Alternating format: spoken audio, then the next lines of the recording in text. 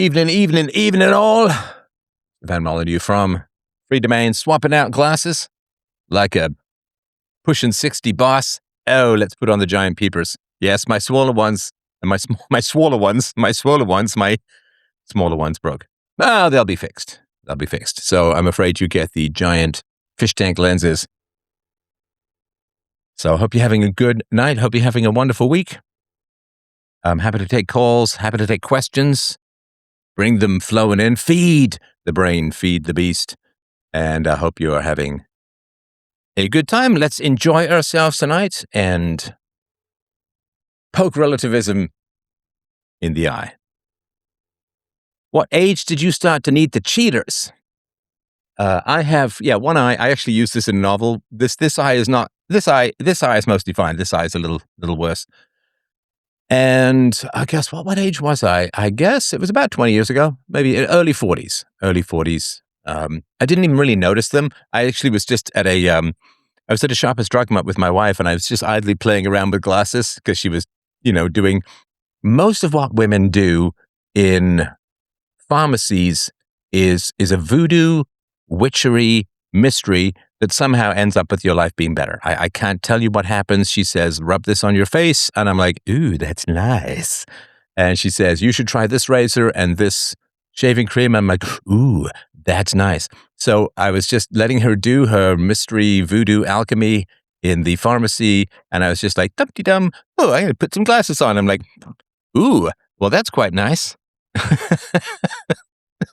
So I went to the optometrist, got myself all blurred up, got my first set of glasses. And you know how you cycle out?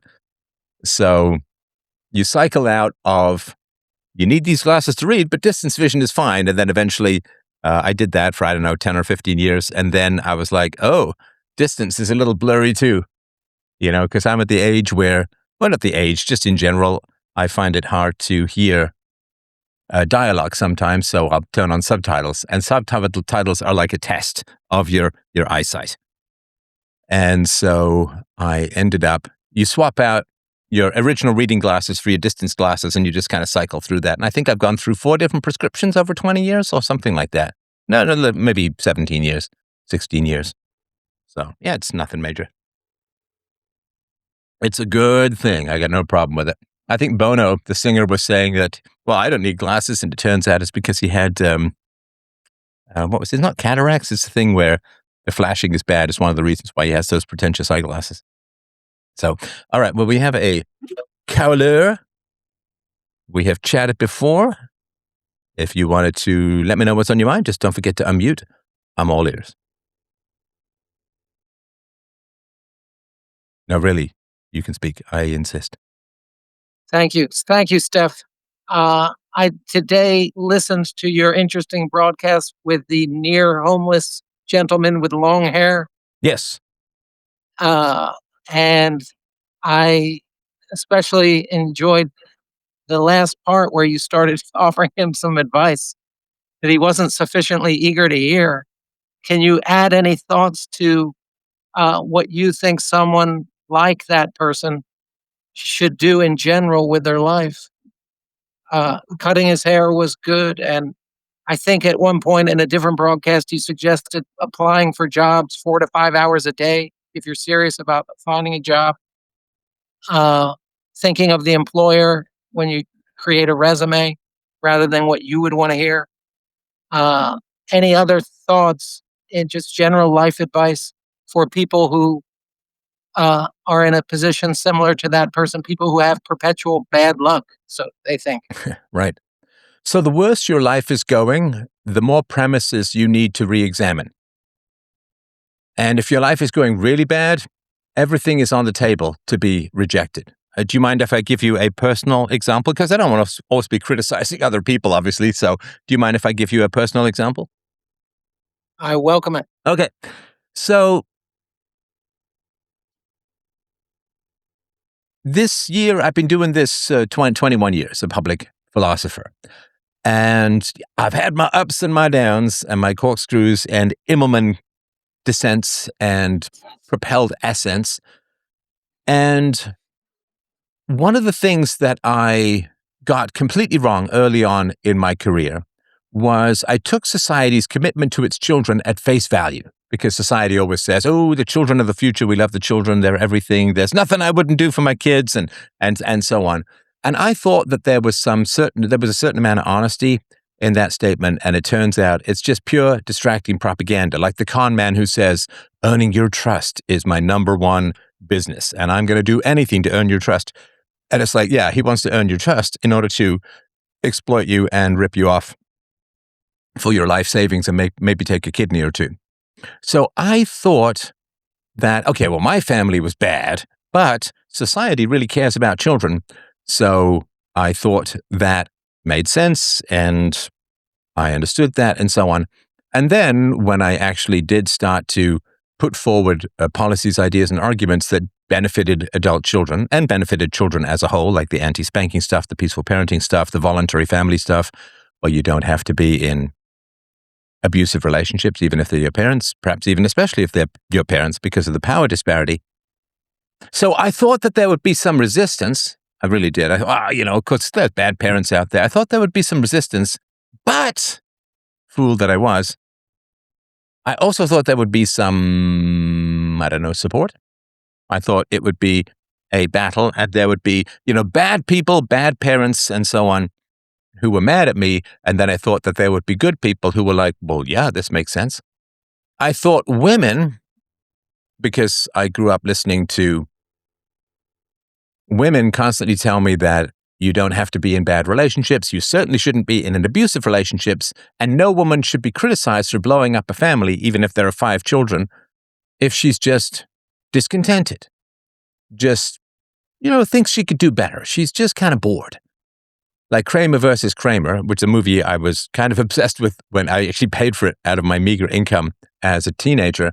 I went to go and see it in the movie 3 times because I'm just trying to puzzle. I'm trying to understand this wild phenomenon.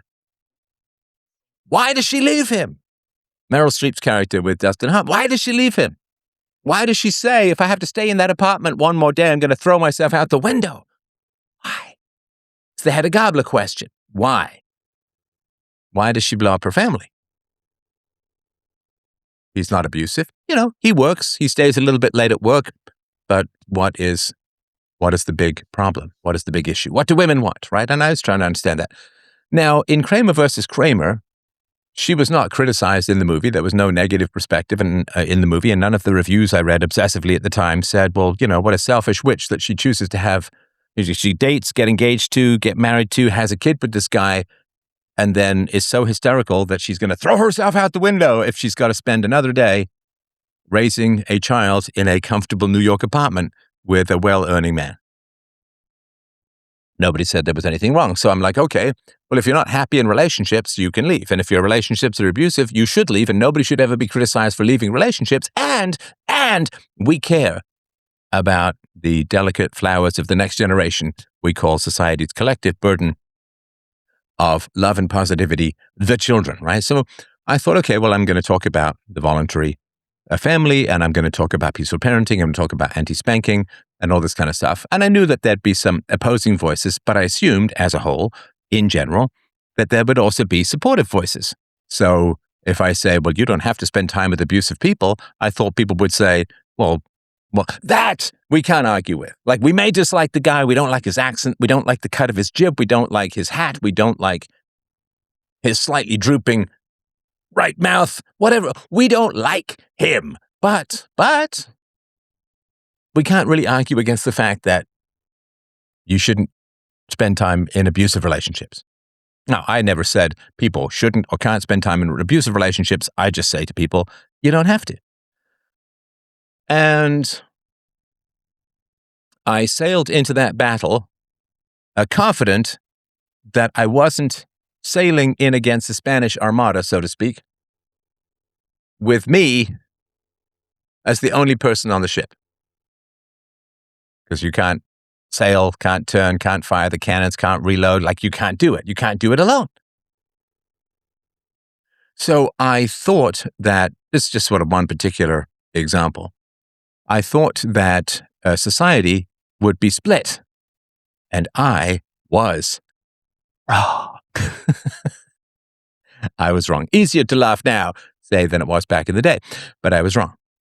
And I honestly spent hours and hours and days, like in a dark room, sitting there thinking, like, what have I got wrong? Because it was just a complete pile-on, and there were no supporters. No supporters. I was in the mainstream media all the time as an evil cult leader and blah, blah, blah. And there weren't people coming out of the woodwork and saying, well, hang on, this guy's got a point. You shouldn't be in abusive relationships. He's just listening to everything that we taught him as he was a kid growing up. No feminists came out. No psychologists came out. No psychiatrists came out. No other mental health professionals came out. There was no debate. And I was like, okay, well, what the hell is going on here? And after, I can't even remember, weeks and weeks of thought, it finally came to me, and I won't sort of give you the whole thought process because, we're mortal. We have time, only a certain amount of time. And what I realized, of course, was that, damn it. My mother was right. Come on. Can I get a hellman? So yeah, my mother was right. That my mother understood the world far better than I did. And my mother was right. Because my mother was abusive, as you know, and we lived in walls, paper-thin apartment walls, everyone around, like hundreds of people knew that the abuse was happening and was loud and violent and all of that, right? And my mother was like, people don't do shit. People do nothing. Nothing when they hear children being abused. They may, in fact, get off on it for all I know, but they don't do anything. I was abused in 3 different countries, in probably, we must have lived in 10 to 12 different apartments. I was in touch with extended family. I spent entire summers with extended families. They all knew about my mother, and nobody does anything. So why was I abused? Because my mother knew that the world wasn't going to do anything, that it was all talk, talk, talk, talk, talk, talk, talk. That's all it was. It's just talk.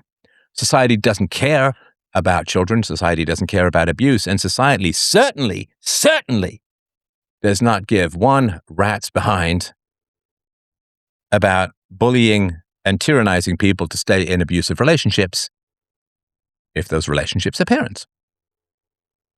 So my mother understood the world because she had lived experience. She was seriously abused as a child herself in ways far worse than mine. So my mother understood that she was safe to be an abuser because we weren't in the middle of nowhere. We weren't on a farm. We weren't in a shack in the woods. We were right embedded in the middle of a number of different cities. And my mother understood that because nobody did anything about her being abused, that nobody was going to do anything about me being abused, and that society's proclaimed care and love and thoughtfulness and concern for the children and its promotion of voluntary relationships, and you've got to get out of abusive relationships. They're terrible for you and all of that. But that just referred to adult women, and it was a bribe of freedom to get them to vote for the left. And the society doesn't give a rat's ass about children, and it doesn't give a rat's ass about quality, non-abusive relationships. That's just what they say. Now, my mother, having lived empirically through the world in a way that I hadn't, understood that society says stuff as camouflage. Right? That society's words are like a ghillie suit, right? Like the netting and the leaves and the camouflage so that you can creep through the bushes and not be seen. That society camouflages and covers up its true evil intentions with a lot of flowery language that is simply designed to get you to lower your defenses, right? It's sort of like if you're going to get in a fight with someone and they're like, hey, man, you know what? Let's not fight. This is not a good idea. I'm going to put my hands behind my back, and then you lower your guard. Boom! Right? He sucker punches you, right? He's like, he pretends peace so that he can do greater violence to you.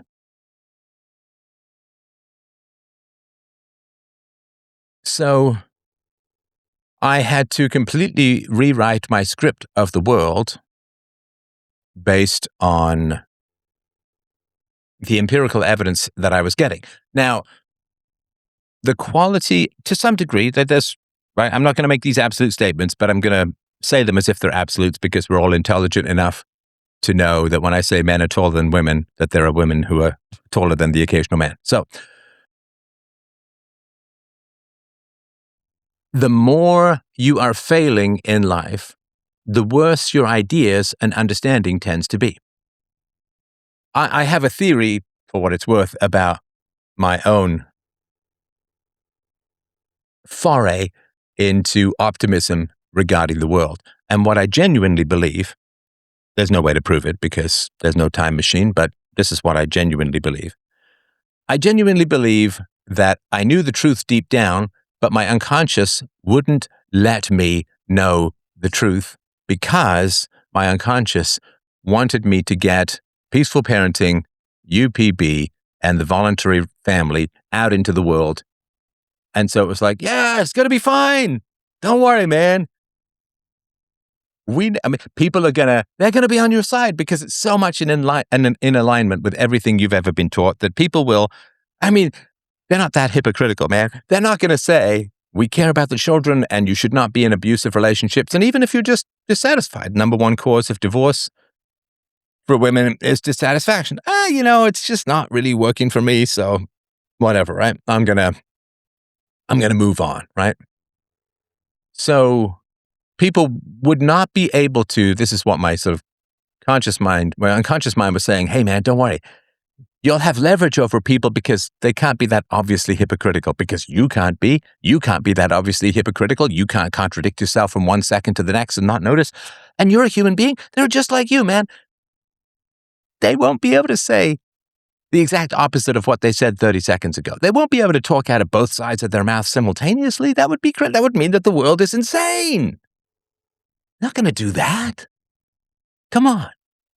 They're going to get mad at you, and then you point out that you are simply reflecting values that everyone already accepts.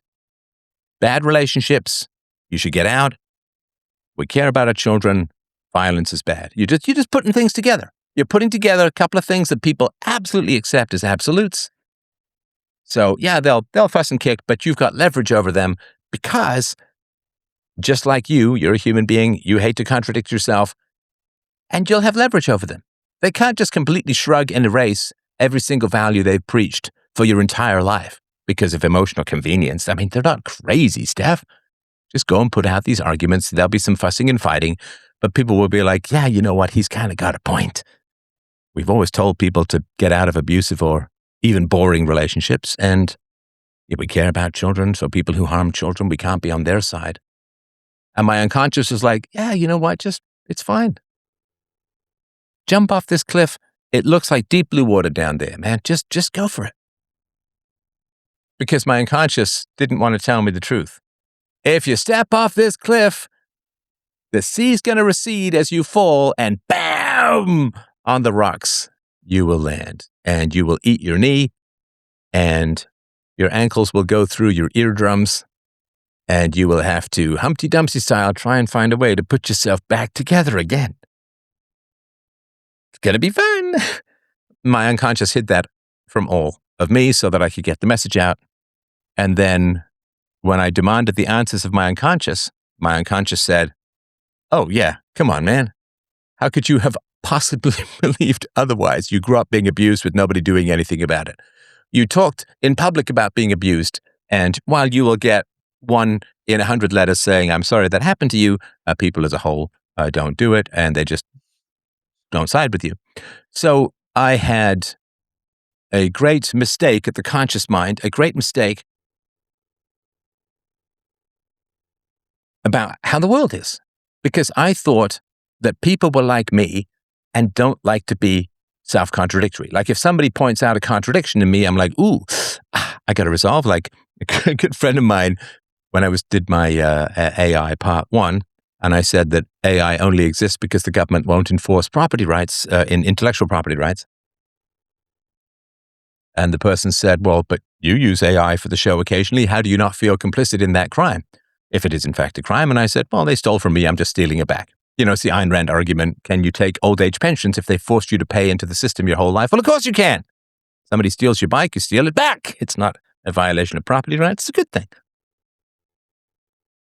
So I had to do that, which is the hardest thing for me to do, which was to admit that I was completely wrong. To recognize that people fundamentally aren't like me and they aren't like you. They can lie without breaking a sweat. They can pass a lie detector without breaking heart rhythm. They can contradict themselves from 30 seconds to the next with no stress, no problem, and they only get mad at you if you point it out. And then you're the bad guy.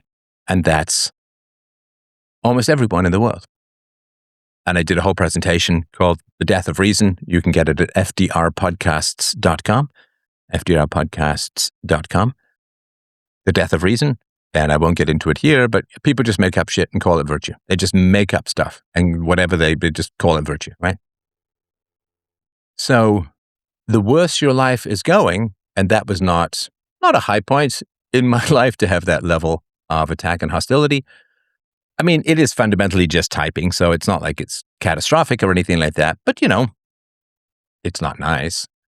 And so recognizing that I had made a fundamental error in thinking that people might have the tiniest shred of integrity when it came to the beliefs that they had preached at me my entire life, that people would say, well, hang on. Okay, well, hang on. Okay, so we say that a woman who voluntarily chose to date, get engaged to, get married to, and stay married to a man can leave even if she's just unsatisfied. So we give carte blanche for women in general to leave merely unsatisfying relationships, or relationships where there's a hiccup or a negative, even if there are children involved and so on. And the majority of people who stay married after a big problem in their marriage end up happier because of it. So you could say it's very premature to leave a marriage. So if we say that women can leave relationships they voluntarily chose just because they're dissatisfying, then surely adult children have the right to leave relationships that remain relentlessly abusive and negative and hostile. Like, that's just so obvious, a logical point.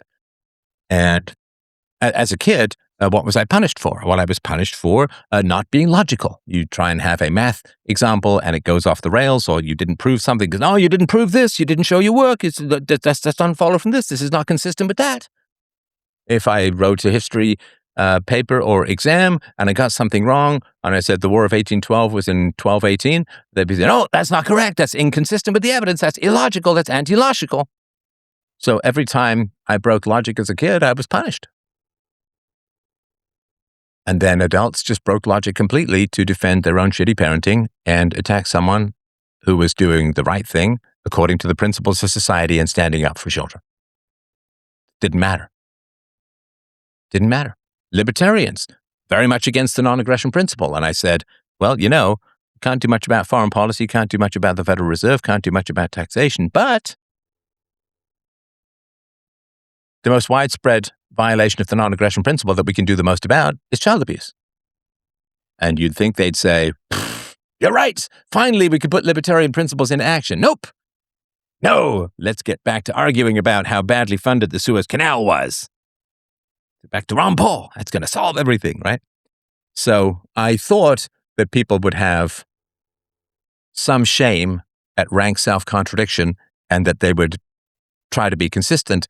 And I was incorrect in that. Now, and sorry, I know it's a long speech. I'll end up in a sec. So I was incorrect about that.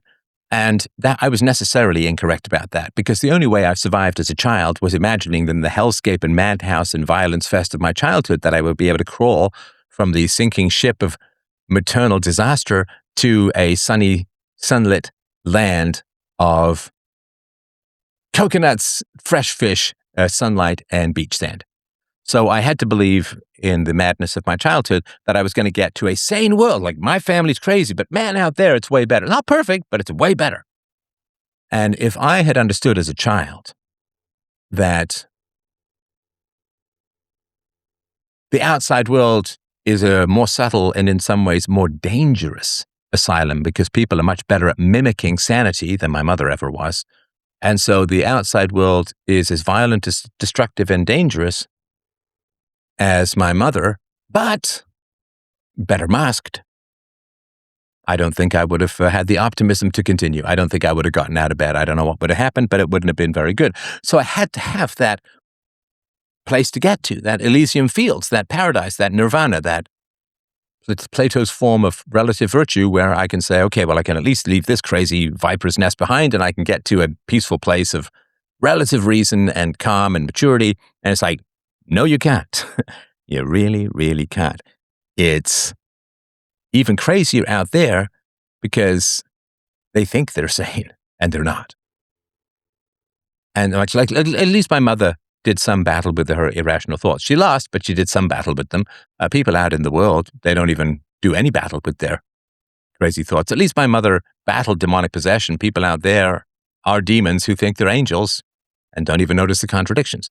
So, yeah, the worse your life is, the more you have to overturn and reevaluate your most foundational suppositions, your most foundational axioms. Even the axiom that existence exists, even the axiom that people are even vaguely moral, even the axiom that anybody tells the truth. You have to reevaluate everything. Does that make sense? It does. Can you tell me if I can bring it back to that gentleman who's almost homeless and unemployed and long hair and used to write about cryptocurrency? Uh, what would that entail for him? I guess just reevaluating everything, but Well, why for him? Why do you care about him? I Is it have many you? Is it you that friends. you need, or No, no, it is not. I'm a relative to that guy, uh, a high achiever. I have many friends. I'm a musician, and many of my musician friends are kind of down on their luck. They remind me of that guy, and I have affection for them. And I also just want to better understand the world. I am curious. I find your advice so on the money on so many things, including practical things. so? For Give me. Sorry to example, interrupt. you're Sorry. If you're going to give me an example, I was just about to ask for one. So sorry. yeah, Go ahead. absolutely. I have my one of my closest friends I've known for 45 years. He wears clip-on dreadlocks. He's 60 years old probably. He's been unemployed for a long time. He claims he applies for jobs, but he never gets hired. And so consistent, I'd already thought of this, but consistent with your advice, I'd like to see him get hired. He's near homeless himself. He is living off the generosity, so to speak, of others who are eventually going to get tired of him and kick them out. How? Sorry. How is he living So off the? Do you mean welfare or personal people?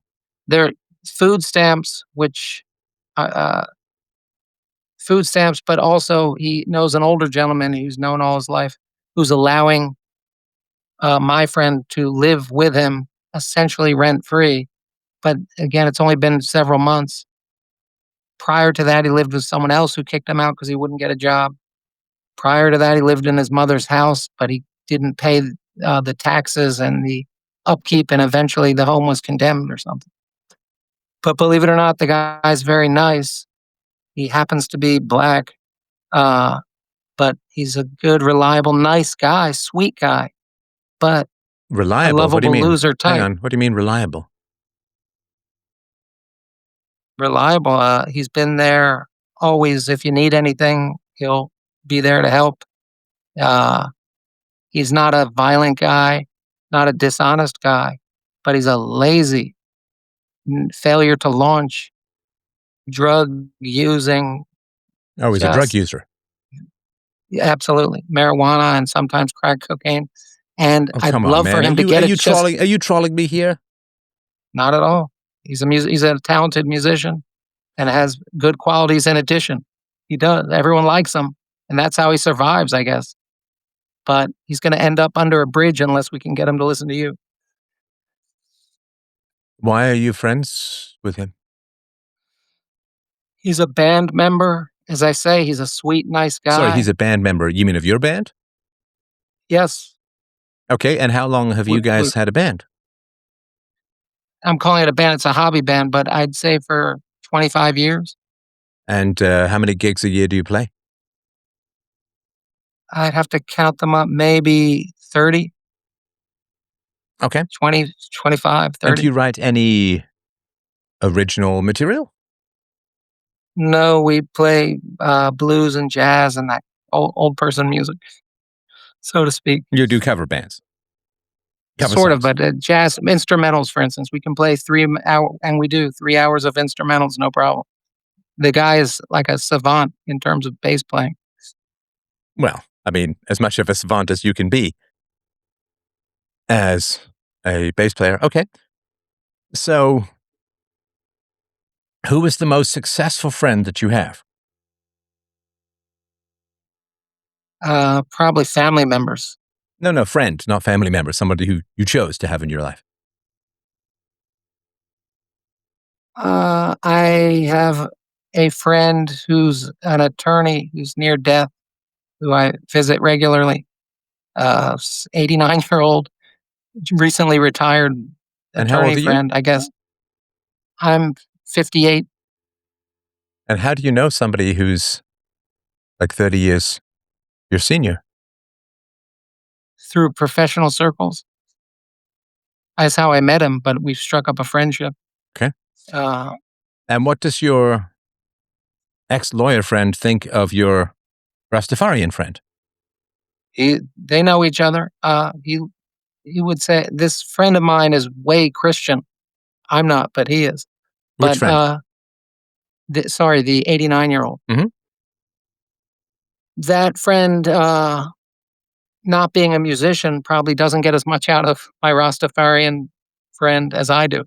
Uh, he has no problem with my Rastafarian friend, but he's not as a big fan.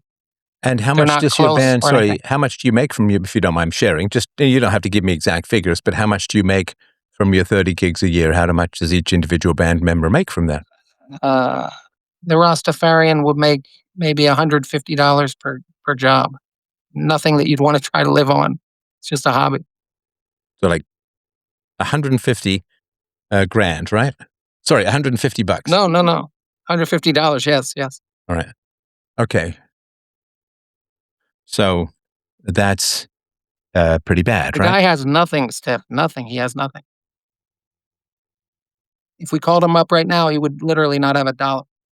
Okay, so hang on a sec. So he makes 150 bucks times 30 gigs, right? So he makes 4,500 bucks a year. Okay, perhaps. All Yeah. right. And he lives on other people's generosity. Does he take his gig money and convert it to crack and marijuana? Most of it, yes. Okay. That same night, he'll walk a super long distance into the city in the cold and snow and rain. Makes you feel sorry for him. Well, he's an addict, right? Yes, Okay. So he's failed at life catastrophically. exactly. So he's what we would call a loser. Lovable loser. I think I use that phrase by all means. Okay. So does he have kids? Has he ever been married? Does he in a relationship? None of that. No, I've never known it. He does not have kids. I've never known him to be in a relationship. I wonder if he's gay. He claims not to be, but at any rate, he doesn't have a romantic life. My thought, if I can just chime in, what my goal for him would be, if he could just get a part-time job, he could avoid becoming homeless, or a full-time job, better yet. But bizarrely, that seems like the easiest thing in the world to do. Sorry, what For does? him, it's just Just getting a job. Oh, are we still on? I lost you. sorry. I say, to me, one of the main things I wish he would do, and I'd love your thoughts about it, is if he could get and keep a job. But he's an addict. Addicts don't like jobs because they're lazy. They want the effect without the cause. They want the happiness without the virtue, right? They want to buy Yes. a T-shirt with abs on it rather than do any sit-ups, right? So I think you said it yourself. He's lazy, right? Um, in too many ways, yes. Okay. So he's 60. He's lazy. He's a drug addict. Why on earth would you hold out any hope? I mean, help me understand. Why on earth would you hold out any hope that he's going to change at 60? How long has he been a drug addict? His whole life. Okay, so he's got no original brain left. He's fried. He's fried. You might as well expect him to go and become a ballet dancer at 60. I'm He's just saying, if he could be a fried. dishwasher, He's gone, he baby, can't. gone. Okay. There's no I have fixing. There's this. no hope. You can make mistakes in your life you cannot recover from. You get the wrong girl pregnant, your life is doomed. You do drugs for too long, your life is doomed. If he'd been a smoker for 45 years, would you say, gee, I really, really want him to win the Boston Marathon? My question is, why on earth would you be invested in this guy changing at all? He's not going to change. He doesn't even think there's a problem.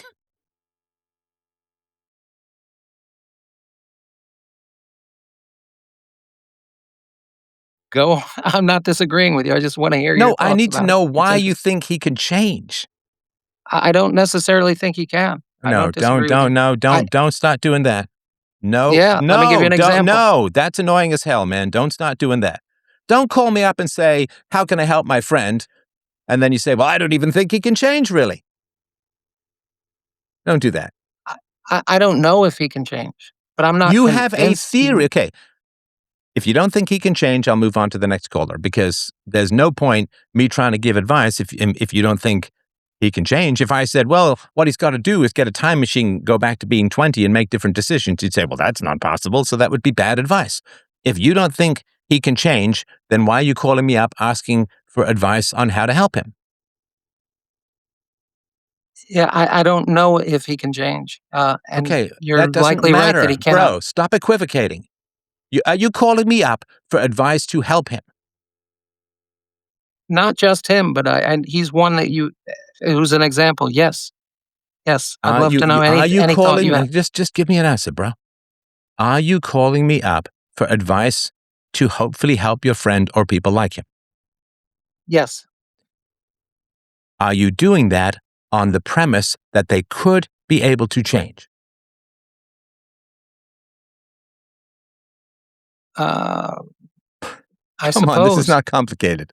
No, I was really, I was curious your thoughts. I'm not convinced Do he can change. you? I don't know. No. Because if I start giving advice and you say, well, I don't think that he can change, I don't even know if he can change, this is pointless. And Fair I'm enough. not going to He have you probably cannot infect change. my audience with this contradictory pointlessness. And I'm not mad. I'm just pointing out that if I say, why do you think he can change? When you call me up and saying, Steph, how can I help my friend change? And I say, well, why do you think he can change? He says, I don't know if he can.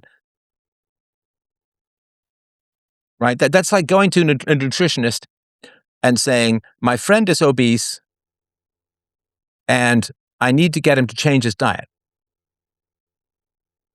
And then let's say that the nutritionist says he's got to do X, Y, and Z. And then you say, well, I don't even know if he can change his diet. That's annoying, right? Yeah, it is like that. Sorry, what it's like what? He is like the obese person who won't change his diet. Okay, so why do you think he can change his diet? That's my question. He's 60 Uh, years old, his brain is fried. When was the last time you knew that he had a full-time job? uh, Full time. It's probably, geez, maybe 20, 30 years ago. Okay, so bro, why would you He had think a, he can change? again, I'm not convinced he can. He did have Okay, a if you part do time this job again, I'm over the moving summer. on. If you do this again, I'm moving on. You're not listening. You're calling me up, asking for help with your friend. I have a right to ask you why you think he can change, and you can't dodge it by saying, well, I don't even know if he can. But I don't accept the premise of the question So that I think that he can you change. don't accept the premise that you're calling me up because you think your friend might be able to change and you're looking for advice on how to help him. I'm not sure if he can change or not, and I do respect your opinion. If you and you give good reasons, his brain is too fried. He likely cannot change at this point. So in the course of this conversation, you've gone from asking me to help to thinking he can't change. And I'm not criticizing. I just want to Uh, make sure I understand the yeah, pattern of the I think conversation. what I understand from you is that it sounds to you like he cannot change. He's too far gone, and I haven't. I need to process Do you think it's my a thoughts about subjective it. But opinion? Do you think it's a like it sounds to no, me, the no, not guy's at fried all. with drugs for decades. He hasn't had a job in decades. He doesn't admit that there's a problem and he doesn't want to change. I do not disagree with you. I think it's an objective opinion, and Okay. I'm He's not interested to going to hear it. change. He's not going to change. There's zero chance he's going to change. You have as much chance of changing him as you have of talking someone out of cashing in a $5 million winning lottery ticket. He's not going to change because change is not a lifelong privilege. It is too late for me to become a surgeon. Like, I'm almost 60. Is it too late for me to become a surgeon?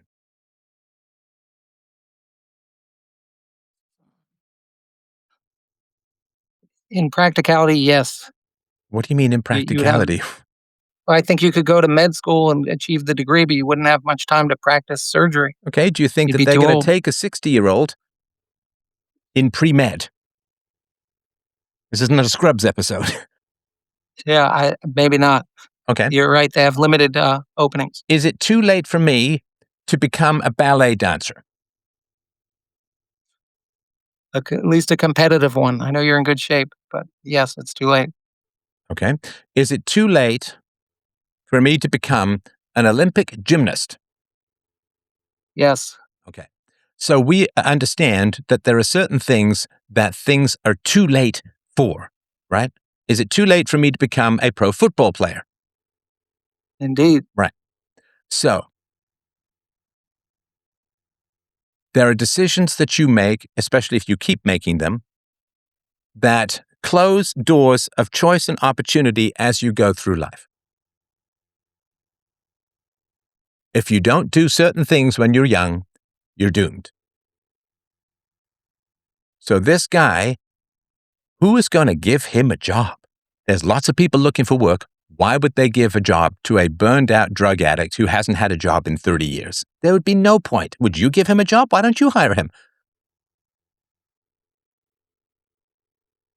I mean, I'm sure there's work that needs doing around the house. You clean out the basement and something in the backyard and paint a fence or whatever. Look, why don't you hire him? I don't know if that's a rhetorical question, but No, I it's a hear real what you're saying. question. It's a real question. I do sometimes. For the music and other things like No, you're no. I mean, describing. why don't some you give him at least a part-time job so that he can No, get you're right, used to working? because he's too out of it mentally, as and dirty and other things like that that go along with. Yeah, because he's not going to do a good job and he's not going to give you value for money, right? And if you pay him, he's just going to go and spend it on drugs. Absolutely true. So my question again is, with all of the evidence that you've had, and I've known the guy for all of 10 minutes secondhand, and you've known him for 25 plus years firsthand, why do you think people have a lifelong privilege called change and improvement and having a good life and a quality life and a meaningful life? This guy chose drugs 40 years ago or whenever it was, could be longer, right? He's 60, maybe he chose them 45 years ago, right? So why would you think that he can undo that damage and be, and I know this sounds like a why on earth, I'm genuinely curious about your thought patterns because you have a thought pattern of infinite malleability that people can just wake up and decide to be something other than what they've trained themselves for 60 years to be.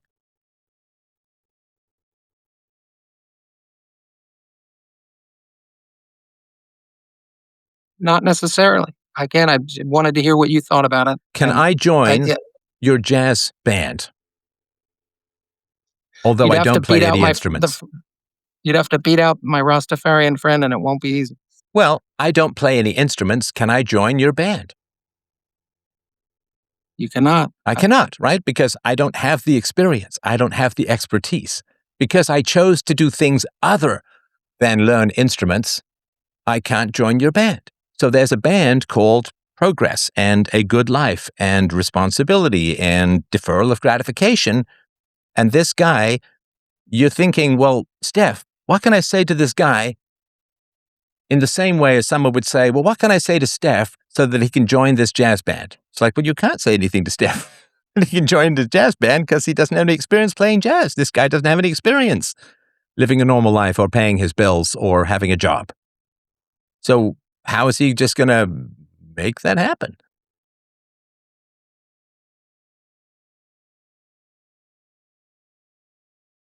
But Understood. you think that he can, and that's the thinking that I'm trying to challenge here? Like, why do you think he can? Is there something in your life that you feel you still have time for? Because, when you're younger, it's a wide open field, a wide open pasture. You can go anywhere, you can do anything, and whatever it is, right? And it is. You've got as many options as there are stars in the sky, right? And as you get older, those options begin to narrow down, right? So True. is it that you have still dreams or goals or aspirations that you want to achieve that you think you can do, and that's why you have to keep the door open for this guy's radical change? Is it about something that you feel you've missed out on that you want to keep the door open for yourself in the future or something like that? I don't think so. I just feel he's going to end up homeless soon and then dead. Okay, don't believe you, because that's true of everyone. Everyone has things that they wish that they'd done. Everyone has things that are incomplete and unfinished. Nobody achieves success in everything they've ever wanted to do. So there has to be some things that you feel you've missed the boat on. I mean, have you made a decent amount of money in your life? I have. Okay. Did you get married and have kids? I did not, and but that was by choice. To me, You didn't want to have kids. I'm glad I did not. Why didn't you want to I have had a kids? vasectomy. Uh, I just wanted to live and pursue my own interests and such selfishly. I come from a big family and seemed like the women were, I don't know, it did not seem so fun to me. But maybe what my parents modeled to some extent. Uh, I would say bottom line, it's just selfish. It was before I discovered you. By the time I discovered you and your sort of pro family uh, philosophy, I was already, I'll say, 50 years old or so, and You can had a still do it at 50. vasectomy. You've just got to go back I 15 years, could, right? but it's true. But I'm not eager to do that. I enjoy listening to you. But that's not the same as having a family. I mean, you said you're 53, is that right? I'm 58. 58, sorry. So you have 30 years to go on the planet, right? I do. Well, if I live that long, I'll be thrilled. Yeah. Okay. I mean, just statistically, right? You probably have 30 years to go on the planet. That's a long time, right? You think back, you're 58. If you think back 30 years, you were 28. Think of how long it is between 28 and 58. That's how far you've got to go, bro.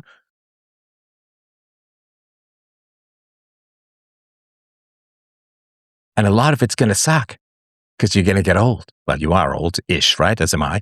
You're going to get old. You're going to get creaky.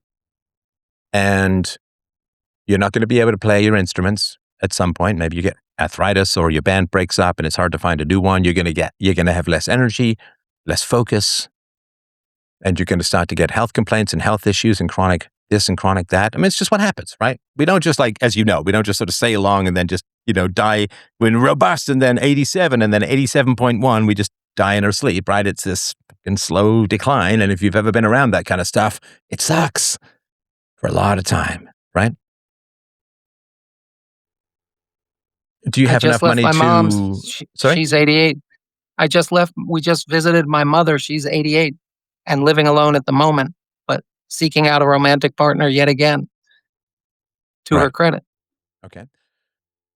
So do you have enough money to retire?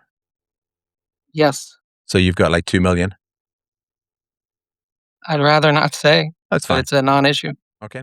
So you've got enough money to retire. That's good. Do you have enough money to pay for not having a family? Because if you don't have a family, then you've got to pay for people to take care of you. And that's expensive as hell. Yeah, there are no financial concerns. Are you going to be happy paying strangers to take care of you for the last, say, 10 years of your life? I confess I haven't thought of it that way, and maybe not. Maybe I've got to find at least a companion.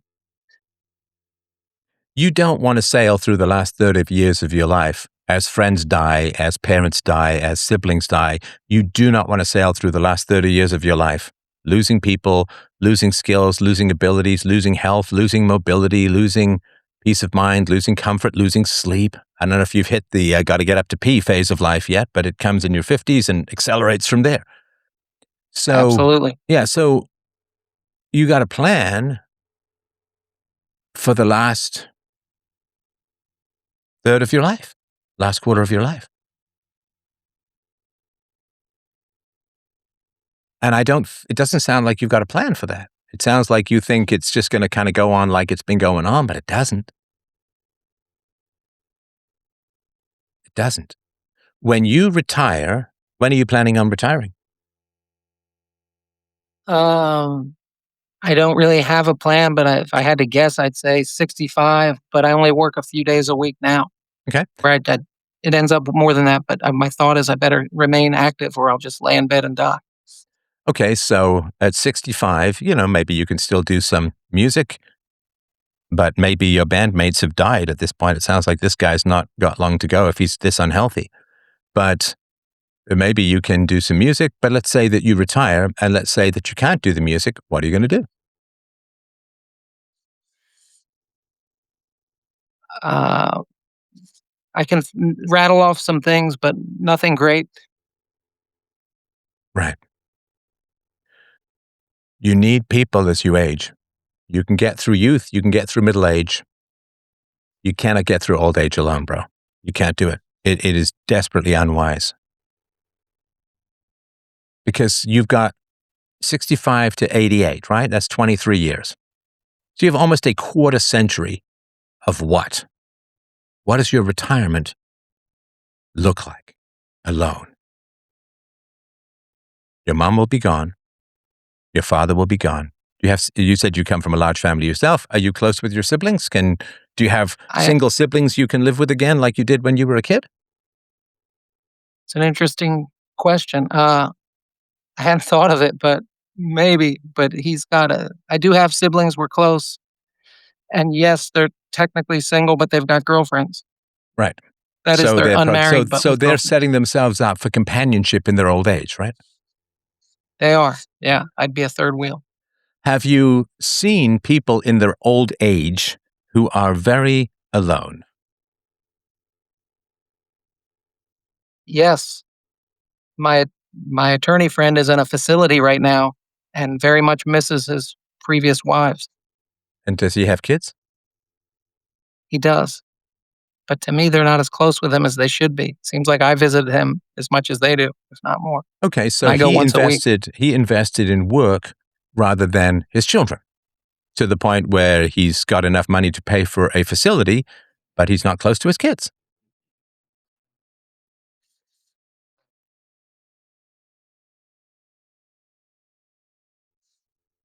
Yeah, it's not a great existence. Can he fix things with his children? I have inquired of that topic, but not enough. He does get visits from his kids, but it's not like they surround him all day long or every day. Well, I don't know what that would even look like, but he's not living with his kids. Is he living in the facility because he needs specialized medical care? He does, yes, Okay. and So I think it's he paid. couldn't live Yeah, with his kids because he needs some round the clock physical care, right? yes, he can't walk around anymore. Okay. I mean, he could live with his kids, but he'd also need to bring in someone to take care of that, right? That's fair. Yes. Soed says, I worked with geriatrics, and the number one condition that they all shared was loneliness. It was so sad to witness because it was such an avoidable, quote, condition. And listen, man, my mother's alone. She's been alone for decades. It's brutal. And if you get later on in your life, I mean, you need to think about this, in my opinion. This was the very first video I ever did called Live Like You're Dying. So I can't be accused of coming to this topic late. When you look back on your life, you're going to be 80 years old. You're old, you're decrepit, it's fine, whatever, right? And our bodies know how to age and die. When you look back on your life, what will you think? Do you think? And this isn't a sort of trick negative question. Like, I try to live my life like I can Uh, look back and say, well, I did the best I could with what I had and have some reasonable empirical evidence for that. When you get to be 80 and you look back at your life, What will you say? I loved it. I wish it would go on longer. The downside might be I'm not leaving any legacy in terms of a family. Uh, and, but at present, I don't think I will regret too much. But I have not thought at all, as you pointed out correctly, had not thought at all about the prospect of being alone for the next 20 or 30 years as being a potential source of unhappiness. When was the last time you were in a committed romantic relationship? Maybe ended one about 6 months ago, And how though long we was that? didn't live together. And that one had been about 25 years, and I ended it just because for various reasons. But we didn't live together, though. Wait, you did 25 Uh, years and then you ended it? But why? I did. Uh, she was to me haranguing me too much, and I'm too selfish. I think in some ways it Well, was not hang fair on, to sorry. her. I didn't. What was she haranguing you about? Just roughly, again, I know you don't want to get into details, but what was she? A good example to me is when I was going to visit my elderly friend in the facility uh, on a Saturday. She was real jealous and would yell at me not to go. Don't go without her, uh, or don't go at all that day. Even though we didn't live together, but she was Spanish and sort of hot blooded, which can be fun and funny, but it got too much. So she wanted you to spend time with her rather than the dying guy. Yes, or at least don't go to the dying guy. I don't believe you're really going to visit the dying guy. And even if you are going to visit the dying guy, you're going to talk to the women nurses there. None of my sex drive is too low for that stuff anyway. Sorry, she thought that you But were going to go, that you were lying to her and would cheat on her? yes, and yeah, Okay. and I didn't want to marry her or live with her. I like living alone, so it's really maybe But you put up with not good for 25 her. years of female paranoia and haranguing. I did. I had low self-esteem, maybe, Steph. I hadn't listened enough to you. Did you love that part of your life? Not entirely, no. It was lacking in peace. There was too much of conflict, constant bickering and debating. So you There were regret that, upsides right? too, but I have mixed feelings about it, but I don't look back and say, "That was a great relationship, But you man. invested That was good." 25 years into your life and got nothing. You got Well, nothing again, we now. didn't live together. Doesn't matter. You got nothing. You got no companionship into your old age. You could have invested 25 years into your life into a peaceful, happy relationship and have a companion into your old age. True.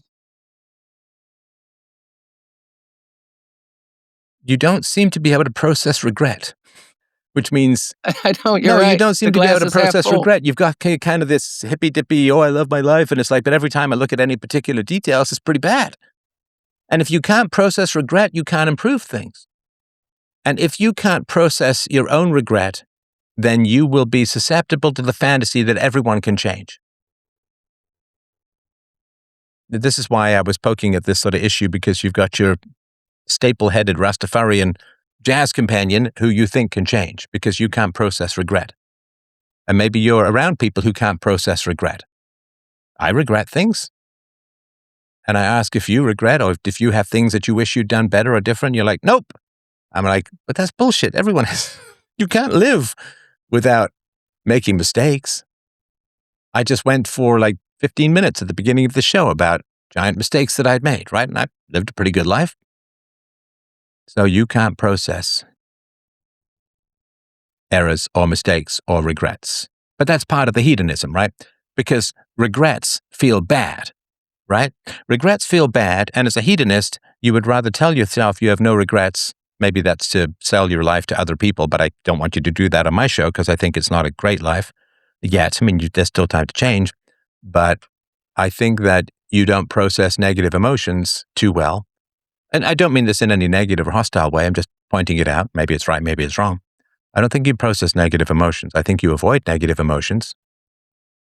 And I think that's going to make your life less happy going forward because you still have the momentum of youth and the relative energy of late middle age, but man, you gotta start getting serious with making better decisions. And making better decisions means regretting prior decisions. Because if every prior decision you made was just somehow fine, then you have no standard by which to make better decisions in the future or the present, and you can't accumulate any wisdom. Wisdom is like, here's how I screwed up, here's how I can do better. But if you never really admit that you screwed up, then you can't improve things.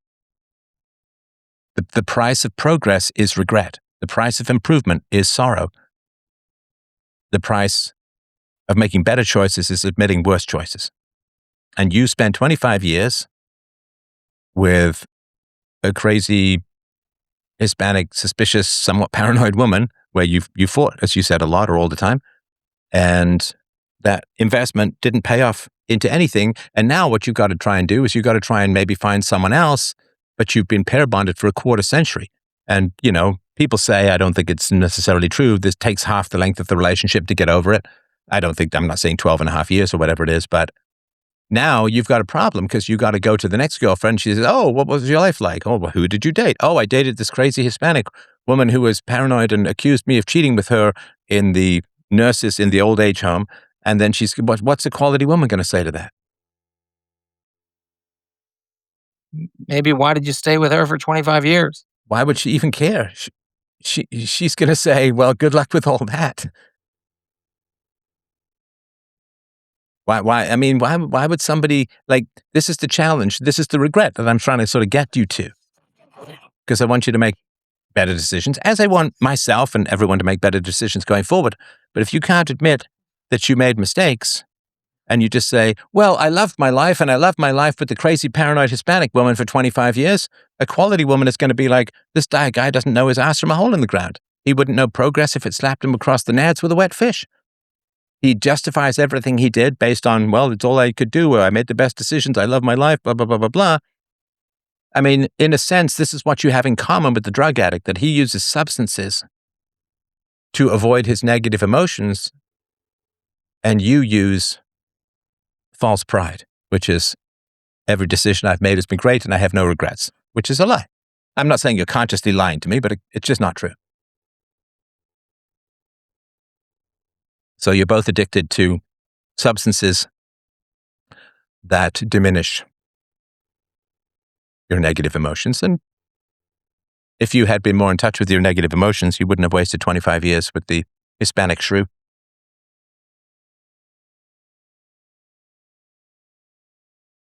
Well, I appreciate the call, and I obviously gave you some stuff to think about, and thank you so much for dropping by tonight. A great pleasure to chat, and I appreciate you opening up your life to people. It is very beneficial. And it reminds us all, right? We've all made mistakes, and we've got to process them. So, all right. Moon high, wider than a mile. You are on. Sorry for the delay. If you want to unmute, I'm happy to have you burrow your brainworms into my inner ear. Going once, going twice. Going once, going twice. I believe they've come and gone. All right, Fernando.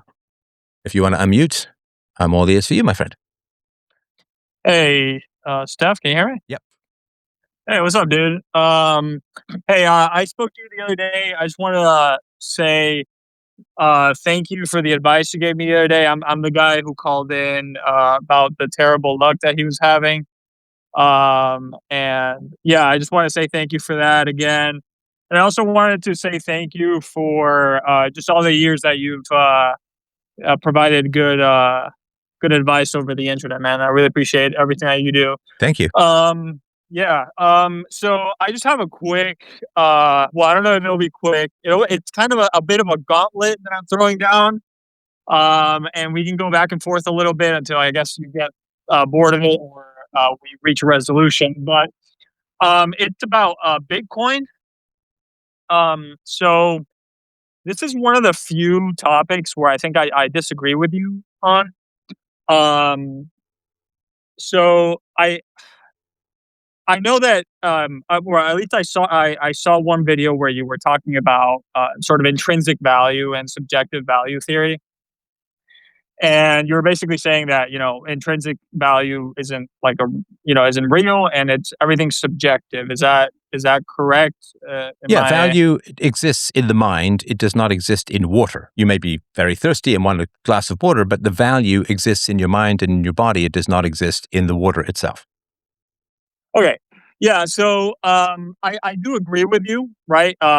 So I do think value is subjective, and I think that, for example, I think Peter Schiff, he tends to kind of allude to the sort of intrinsic value idea behind gold or whatever.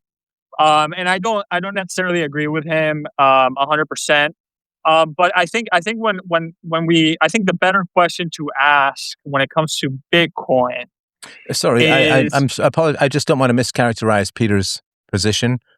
okay. And my understanding of Peter's position, and I did a debate with him years ago on this, it's not that Peter's an Austrian style economist, so I don't think he believes in intrinsic value. But what Peter, I think, would believe is that gold has value because it has more than one utility, right? You can use Right. gold as coinage, you can use it for electronics, you can use it for jewelry, you can, there's a wide variety of uses. So because it has utility outside of its own nature, then it has a value because Bitcoin has no intrinsic value. In other words, if everyone stops wanting Bitcoin tomorrow, its value goes to zero. But if people don't want to buy gold as a store of value tomorrow, gold still has value because it's going to be used in electronics, it's going to be used in jewelry and its other industrial uses. So I don't think he's Right. saying that gold has intrinsic value, but there's a floor to the value of gold because gold is dual use or triple use or quadruple use, but Bitcoin is only single use, which means if people don't want it for that use, it has no value at all. I think it's something like that. Right. Yeah. Okay. Yeah. I agree with that. I just what I was trying to say is that Peter kind of alludes to that argument a lot, like the what you said, that it has multiple uses.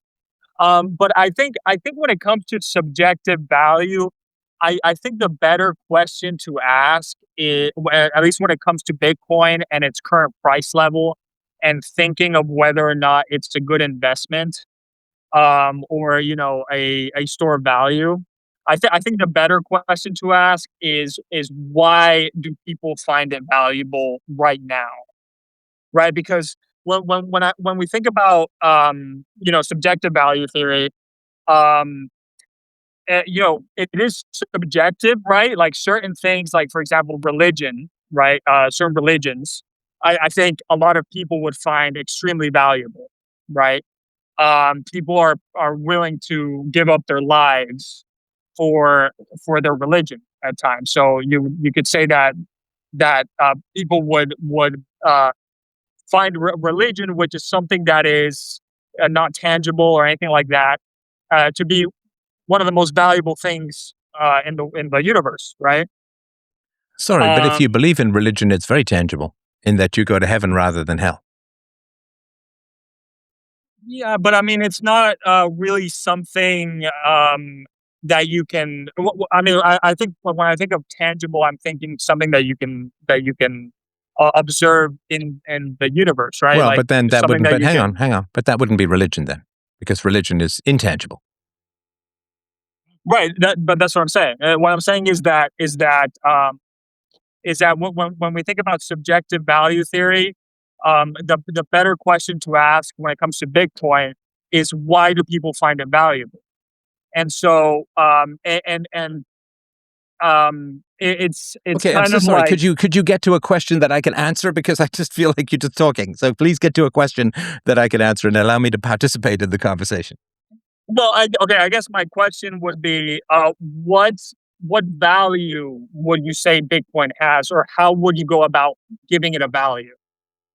It is a store of value that is limited and easily transferable and easily verifiable. Right, but I'm talking about the price, like the current price. What would you say the value of Bitcoin is for you to justify buying a Bitcoin? Sorry, you just asked me the value of Bitcoin and I gave you some examples and then you said no. I'm a little confused. No, I'm not. I'm not saying that what you said is wrong necessarily. What I'm asking is what price would you, as someone that thinks that they can store value in Bitcoin, what price would you say is the actual price of a Bitcoin? Not what the price level is at any given moment, but what do you think?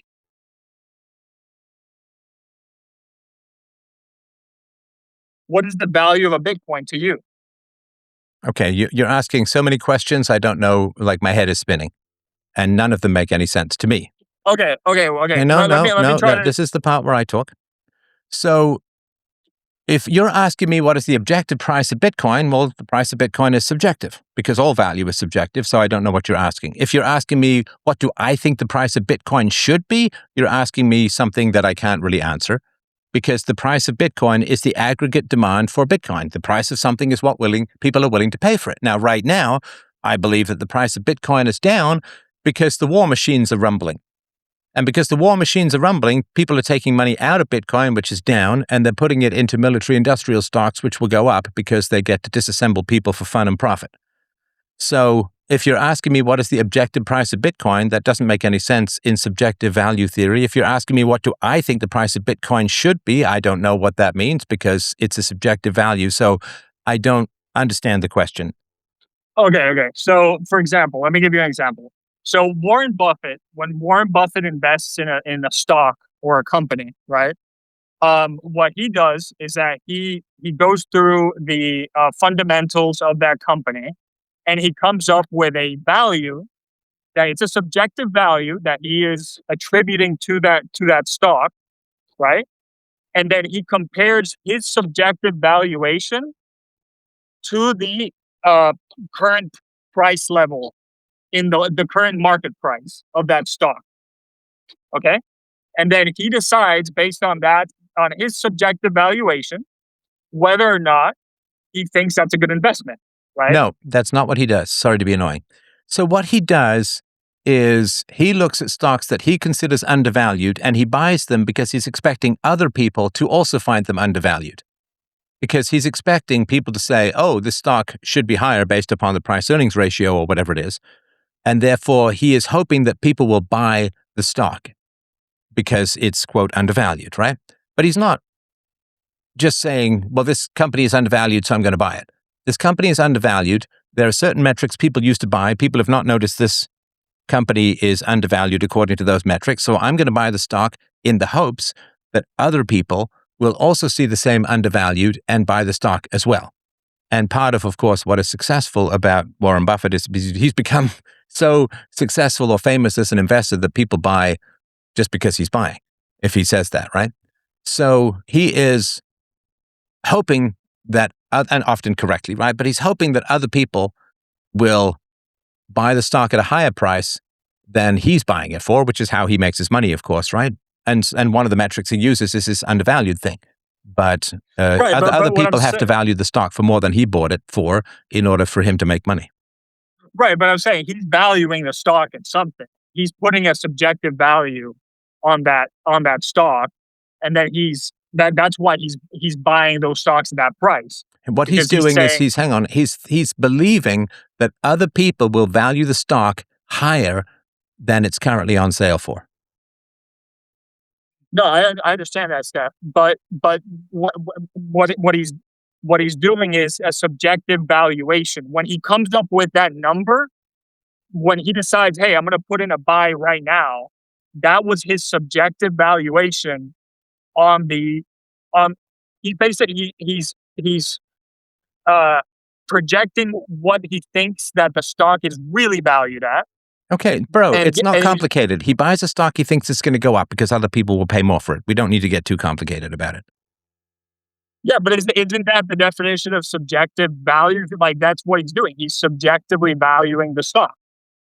He's putting a value on it, right? He has to do this. He's guessing that other people will pay more for what he's paying less for. So he's buying a stock at 50 and hoping other people will buy it at 100.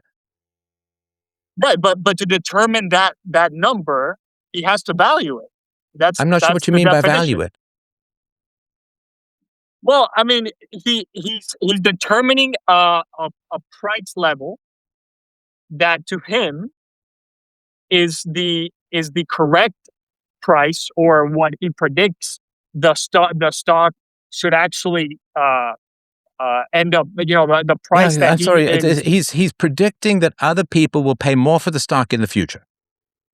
Right, Okay. exactly. But that's because he's coming up with a value that he believes in, that the stock really, what its value actually is in his mind, Okay. right? Okay. He So might be it's not complicated. He believes other people will pay more for the stock in the future than he's paying for it now, through some right. process that is not understood by anyone indirectly, and may not even be understood by him directly, because if there was some mechanic or some process that you could put that stock valuation through that was guaranteed to make money as often as Warren Buffett, then he wouldn't be Warren Buffett, right? So there's some magical mystery tour that goes on in his brain that he's very successful Well, at predicting the future value that other people will place on a stock that he's buying, right? So he buys a right, stock at exactly. 50. He believes other people will buy it at 100. Okay, so I'm still not sure what the issue is. This is all stock Well, intro no, 101. no. But my point is that we can do a similar thing with Bitcoin, right? Because Bitcoin, you can look at certain reasons why you think Bitcoin should be valued at a certain amount. Mhm.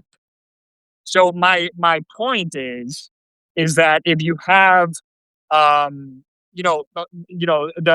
reason I disagree with your position on Bitcoin is because I think that the majority of the current price level, what people are currently valuing it at, is way overvalued, because I think that it's mostly due to speculation rather than any other sort of attributes that Bitcoin might have.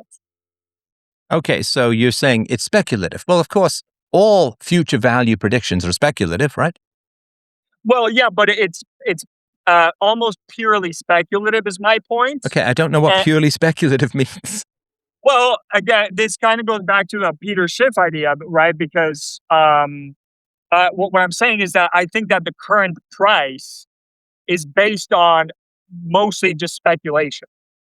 Whereas the sort of libertarian idea of, like, hey, this could be the currency of the future and this and that, I think that only contributes to a very small portion of the current price.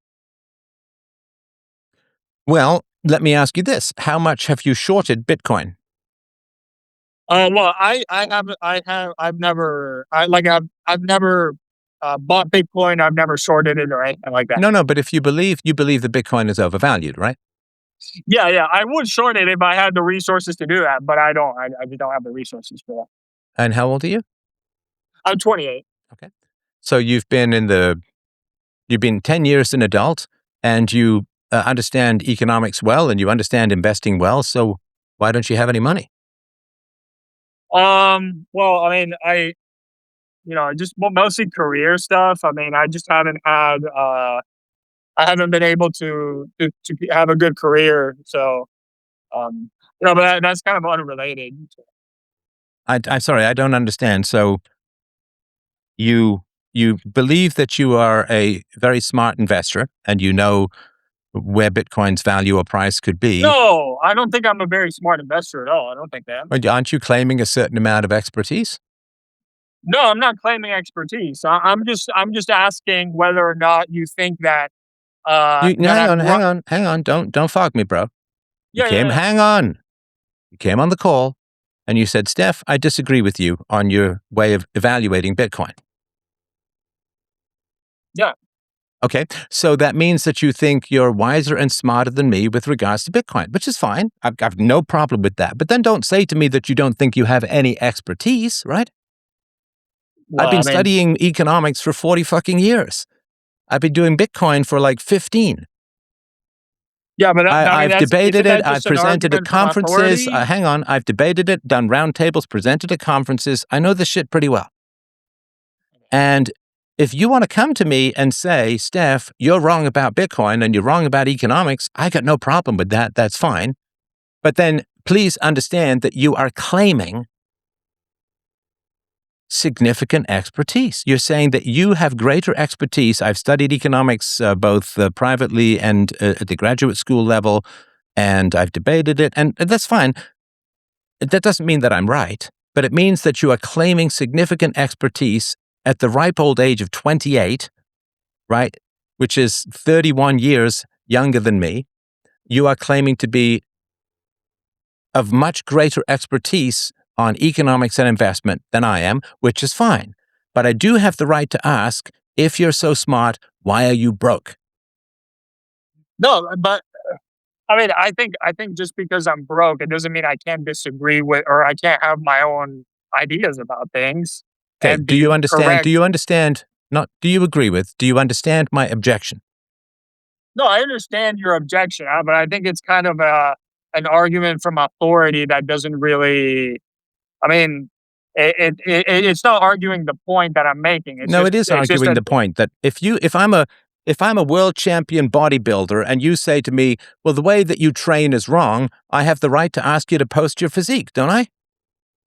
well, sort of. I mean, No, okay, I but there. do. I do have the right to do that. Not sort of, I do.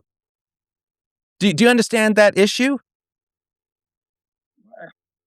So okay, If you say, Steph, like I'm some lean guy, I've got abs and all of that, and you say, Steph, you're wrong about diet and exercise, fine, post physique. And if you post your well, physique and you're fat, why would I listen to you? I'm sorry, I'm just telling you straight up, this is kind of interesting to me. And I'm not trying to be some big nag or critic, but if you believe yeah, that the price of Bitcoin is going to go down, then short it and make a bazillion dollars. And if you don't have any money despite yeah, claiming massive expertise in economics and investment, I'm going to be like, well, what are you doing? You haven't actually done it. You haven't invested. You haven't done it. So it's all theoretical. no, 100%. Listen, man, I wasn't trying to, um, I'm not trying to attack you personally or say that. No, don't do that. Don't do that. I have not said that you're attacking me personally, so don't make it like I'm some jumpy guy who can't take personal criticism. Do you understand that if you want to tell me about Bitcoin and investment and economics, that I'm going to ask, because your questions don't make much sense to me, so I'm going to ask for some expertise. If you think that you know more than me, say, about investment and economics and Bitcoin, that's totally fine. Then you must have made a lot of money. And if you say, well, no, I've never invested, then it'd be like, well, why not? If you believe that you know more than me, which is fine, maybe you do. I mean, I'm certainly not the pinnacle of any of this kind of stuff. But if you believe that you know all that, why are you broke? Well, okay, so just a couple of things. So there are people that are very wealthy that aren't experts on economics, and there are people that have made incredible amounts of money from investments that aren't experts in anything. They just got lucky, right? So there's that, and there's Okay, also the please fact that don't give me the outside the bell curve stuff. We're old enough to know. Yes, some people fall into money by winning the lottery. Yes, some people inherit their money. I get it. Okay, but we're talking about you, not some people. yeah, but I mean, this is like an ad hominem, man. Like you No, it's can't. not an ad hominem. Have I insulted you? Well, no, I mean you're basically going after my background. Like, oh, hey, No, you're not I'm rich, not. so I'm saying therefore. if you claim expertise, I'd like to see some evidence. But I'm not claiming expertise. This is just something that I thought of. This is just something that Oh my I God, had an bro, idea and I just bro, wanted to discuss bro. it. That's it. Okay, you need to take a breath because you're kind of freaking Okay. out here. Like you need to calm down. Seriously. You came in and you said, Steph, I disagree with you. I think you're wrong about Bitcoin investing in the economy. And that's fine. You can say that. That's totally fine. I've got no issue with that. Maybe you are. But then if you say, I know more about Bitcoin investing in the economy than you do, then I have the right to say, then you must be making a lot of money because you've got a great deal of expertise. And if you don't have any money, then you don't believe in your own expertise, because if you believed in your own expertise, you'd already be a multimillionaire. No, but I just don't have disposable income to be playing around with investing, dude. Like, it's a big risk anyway. Because, for example, right, with Bitcoin, if I would have shorted, Bitcoin a few months ago, yeah, sure, I could have made a ton of money. But if I would have shorted Bitcoin when it came around, 20 years ago or whatever, I would be in a ton of debt, right? I mean, it's Okay, always so a what risk. you're So now doing is you're loftily informing me that investing is risky. Okay, we all know that, right? We all understand that. You're not adding any value. And then you're also saying, well, Steph, if I'd shorted something and the price went up, I'd lose money. It's like, I know. But I do yeah, have the but right to ask if you're going to tell me that you know better than I do, which is fine. If you say, Steph, you've got a great physique, but you're wrong about how you eat and train and work out, then I'm going to ask you to post physique. I mean, that's not an ad. It's just asking for proof. If some guy says, I'm better than you at something, and I'm not terrible at this kind of no, but stuff. I never said that. I never said that. Yeah, you did. You said, Steph, you're I wrong about no. Bitcoin and its price and value and the economy, because you said, I No, disagree well, with you. me saying that I disagree with you on something doesn't mean that I'm saying that I'm better than you. Yeah, it does. That's not the Yeah, same yeah, thing. absolutely No, it does. If I say, if we're both training to run a 100-yard dash, and I say, I disagree with the way you're training, am I not saying that I know how to run a 100-yard dash better? not necessarily. I mean, Yes, I feel like necessarily. That's not a no, subjective thing. Come on, no, man. no, I mean, were you raised entirely by women? I don't understand this. no. What I'm saying is, sometimes you could have two people who are good at something disagree, right? And one person might be right about some things, and the Okay, other person I might be don't right know about what some this things. one I mean, person shit is, man. If I tell you you're wrong and I'm right, am I saying that my perspective is better or more accurate than yours? yes, the Okay, that's it. perspective That's it. We're on done. that, We're done. yeah, Hang I on. think. Hang on. That's it. That's it. Okay. That's it. That's all I'm saying. There's no need to get complicated. If you come to my show, which is totally fine, I'm happy that you did it.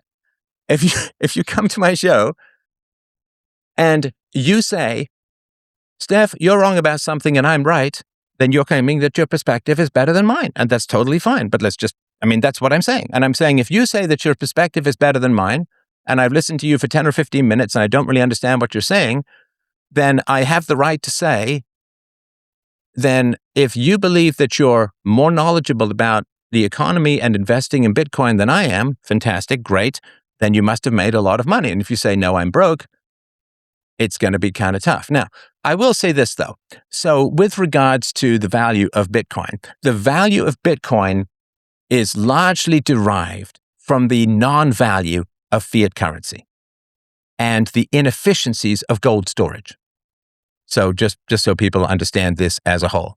It's not that a lifeboat is super valuable in and of itself. Like if you're on the Titanic, you don't want to get off the Titanic and get on the lifeboat unless the Titanic is sinking.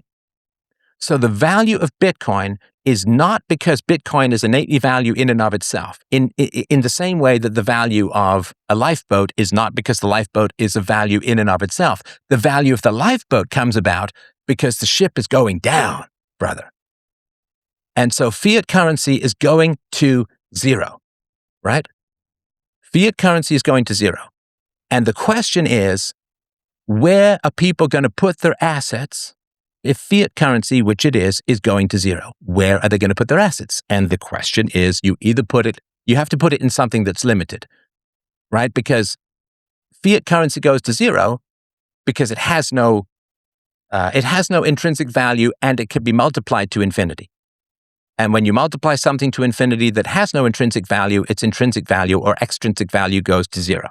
Now, if there's anything you disagree with me in general about that, forgetting our prior disagreement, is there anything that you disagree with me about that fiat currency is going to zero And people need a place to put their assets, and they can put it either in fixed hard assets that are material or fixed hard assets that are digital. Does that make sense so far? Yeah. Okay, fantastic. So there are benefits to gold, and there are benefits to Bitcoin. The benefits to gold, of course, is that it's a traditional store of value, and it is material. The negatives of gold is that it's very hard to transport, and it's expensive to store, and it's easily stolen. There are advantages to Bitcoin in that it's digital, it's easy to transfer, and you can walk all the way around the world with a couple of words in your head, and you could have access to all the money that you have, and it is fixed at 21 million and almost infinitely fungible and so on, right? So there are benefits and costs to gold. There are benefits and costs to Bitcoin. One of the challenges of gold is a huge new gold deposit might be discovered, or they go to the asteroids, or an asteroid crashes with 1 billion tons of gold, and then the value of gold is wiped out. Or maybe they find some way to make gold artificially that's cost efficient, in which case the value of gold is wiped out. So, I mean, there's costs and benefits to both. I have no particular objection to gold. I think it's a fine thing to put as a store of value. It's a fine thing to have real estate as a store of value, because you can't live in gold and you can't live in Bitcoin. You can't live on the blockchain. And so having a commodity, a basket of fixed assets like resources, gold, copper, oil, iron ore, whatever it is, it could even be pork belly futures for all I care. So something that is fixed and in demand, that is physical, is fine as far as investment goes. Having something that is fixed and divisible and portable makes sense. It makes sense to have physical books. It also makes sense to have ebooks, right? Like Amazon Kindle books or something like that. The virtue of fixed books is that they're easy to mark up and they feel nice in the hand. They look pretty on the bookshelf and they can't be censored as easily, whereas they can yank. I mean, this happened with a movie that I was in done by Mike Cernovich called Hoaxed, which you can look at, hoaxedmovie.com. It's really, really good. And that was just yanked out of Amazon. Even people who'd bought it got yanked away from them. So the physical copies have their values and they have their costs. And digital copies, digital versions have their values and they have their costs. And so people are going to have to take their assets out of fiat because fiat is going to zero. Not everyone is going to put their assets in gold. Of course, if everyone does, the value of gold goes through the roof. If people put some portion of their assets into Bitcoin, right, then the value of Bitcoin is going to go up because, again, it's portable, fungible, intangible, which has its value. I mean, a physical letter is tangible and has some value, and an intangible letter, an email, is intangible and has its value. So I ran two little things here while we were debating. So I said, what would the value of Bitcoin be if the top 1% put 1% of their assets into Bitcoin? Because you were asking, like, what's the value, right? And so it would be about US $169,000, about 2.5 times the current price. So it'd be about 169,000 US, what's that, like $250,000 Canadian or something like that. That's if the top 1% of wealthy people in the country put only 1% of their assets into Bitcoin. If you say the top 3% of wealthy people in the world put 1% of their assets into Bitcoin, then Bitcoin is then worth 205,000 US, about 3 times current. And let me just ask it for 3 and 3 and see if it figures out. Grok is really great, by the way, just as a whole. So, no, sorry, top, it got it wrong. Top 3% put 3% in. 3% in, right? And these are just modeling scenarios. It's not a prediction of price. It's just, how would you value it, right? So if the top 3% of wealthy people put only 3% of their total assets into Bitcoin, then you get a Bitcoin price of $470,000 per Bitcoin, US dollars, right? So again, top 1% put 1% in, that's 2 trillion inflows, 168,000 to 170,000 Bitcoin. 2.5 times current. Top 3% put 1% of their assets in. That's 2.7 trillion inflows, 200,000 to 205,000, 3 times current. Top 3% put 3% in. That's 8.1 trillion inflows, $470,000 per Bitcoin, or 7 times current. And that would put Bitcoin's market cap to 9 to 10 trillion. Gold's total is 15 to 20 trillion market cap historically, so it would still be lower than gold. Now, does that happen? I don't know. But the rich are going to have to put their assets somewhere, and Bitcoin is now a pretty well-established store of value. And again, it is transferable, and even if we say Bitcoin can't do a cup of coffee, which, maybe the Lightning Network and so on, but what we can say is that it works well as a store of value, it works well as a transfer of value, and it also works for business-to-business transactions, which don't have to be settled very, very quickly. So, yeah, that's all I'm saying as to what the price of value of Bitcoin is going to be. That's subjective. It depends upon what people value it for. Bitcoin, why is it going down now? Because Bitcoin can't be used to fund wars. Because Bitcoin can't be borrowed or printed into existence. Bitcoin, you can't just type stuff into a computer screen and have more Bitcoin. And so Bitcoin cannot be used to fund war. And because America is threatening war, and it seems to be quite imminent against Iran, money is flowing into fiat, because fiat is the liquid engine that drives the blood-soaked violence of war, and Bitcoin is the opposite. And Bitcoin versus war is a speech I did many years ago, which you can look at again, fdrpodcast.com. Does that make sense? Yeah. I think that's a good analysis of it. I don't necessarily agree with whether or not people would see it as a good store of value just because of the volatility. It's been the fastest growing asset in human history, and you don't think that people will see it as a store of value? Well, it's the fastest growing asset, but I think it's also that also makes it probably the most unstable asset in human history, I would say. No, that's not true. The most unstable asset would be pure bubbles, right? Like the tulip mania or the South Sea bubble in the 19th century or something like that, right? Those would be the most unstable. And actually, fiat currency is the most unstable, because when fiat currency goes to zero, civilization fucking collapses and people starve to death and wage war and eat each other. So I would say that fiat currency is just a tad more unstable. Nobody's had to resort to cannibalism because Bitcoin has gone down. And the last thing that I would say is, listen, I love your interest, and I don't want to be at all discouraging. I love your interest in economics. I love your interest in Bitcoin and value and philosophy and all of that kind of great stuff, and investing. I think that's wonderful. And what I would do is start to do it. And it doesn't have to be much, right? You people will say, well, I don't have any money to invest and so on. It's like, but that's, you can always find something. I remember the first thing that I invested was $450 back in my 20s. So, but at some point, if you claim to be an expert, people are going to ask for evidence of your expertise, because life is short.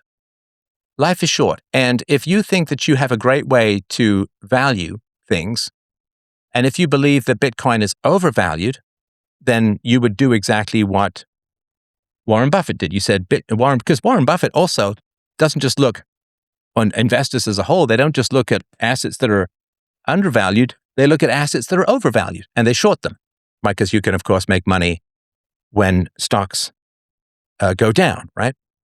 And so if you genuinely believe that the value of Bitcoin is too high or it's going to go down, then you should put your money where your mouth is, which is a reasonable thing to ask at some point. I'm not saying if you were 18 or whatever and you got paper route money, but at some point, people are going to say, do you believe what you say? Right? So if I was really into peaceful parenting and then it turned out that I don't know, spanked the hell out of my daughter, and I would have say, well, that doesn't disprove my theories. I mean, what would you say? Yeah. Can you hear me? Yeah. Might be cutting out here. All right. Okay. Well, I appreciate your call and thank you for that. And listen, don't take it personally, people. If somebody asks for your expertise or evidence of your expertise, there's nothing wrong with that. Don't get hypersensitive and so on, right? Because if you say to me, and listen, I'm totally fine. If you think if you think you understand economics and Bitcoin and investing better than I do, fantastic. Great. I mean, honestly, I have no problem with that. Good for you. I like it if my listeners are wealthy, freedomain.com/donate to help out the show.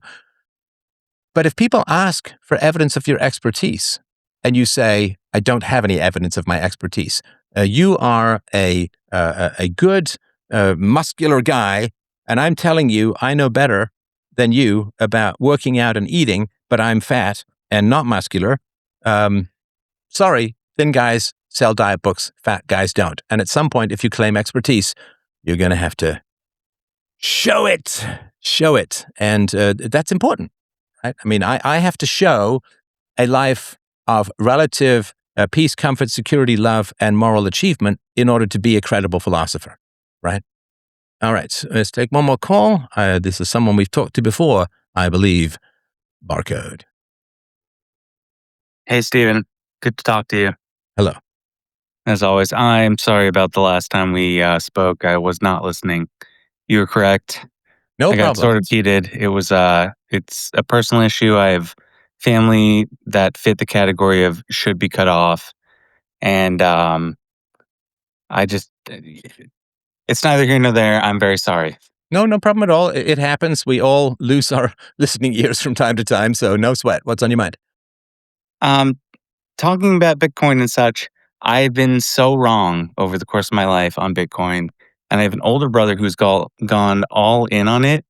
And I'm very jealous of him because he says he's Bitcoin rich and he hasn't worked like I have. And I work tax seasons. I do, tax preparation. So I work like a dog for like 4 months of the year at least. And then, more toward the extension deadlines as well. So I was initially presented with Bitcoin at 6 cents a coin. I could have bought in at, $1,000. I'd be insanely wealthy. I'd be done. Instead, I did what your last listener and speaker was talking about. He was 28. Wait, 6 cents? Yes. Okay, let's do this. Oh, so you put $1,000 in at 6 cents. I don't want to hear it.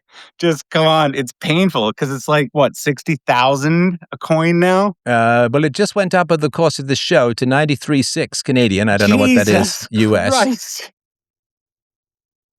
So I'm sorry to do this to you, but we all have we're talking about, this is the show about regrets, right? So right. I'm going to do this in Canadian. 93,604, right? Yeah. 6 cents a coin, dude. Yeah. They're giving them away for free. Right. Okay, so hang on, sorry. So we got $1,000 times 0.06. You would have had. No, that's not right. That's not. You wouldn't get 60 Bitcoins at 6 cents a Bitcoin. I'm sorry. Help me with my math. I'm having a brain fart. Okay, so say $1,000. I buy 6 cents each. Yeah.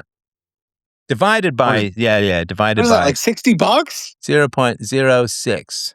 No. So if you put $1,000 in, you would have 16,000 Bitcoin.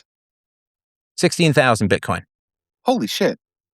And times 93,000, $1.5 billion. I hate it, dude. Well, it's only about 1.2 billion US. My friend tells me, what do you think of this? I told him I thought it was a Ponzi scheme. Sure. Don't invest. Okay. And listen, we all have regrets. We all have regrets. I mean, that's not a small one. I get that. And all right, so how are you processing it? So I finally buy into Bitcoin at $60,000 a coin, I think, right before Biden got elected. Uh-huh.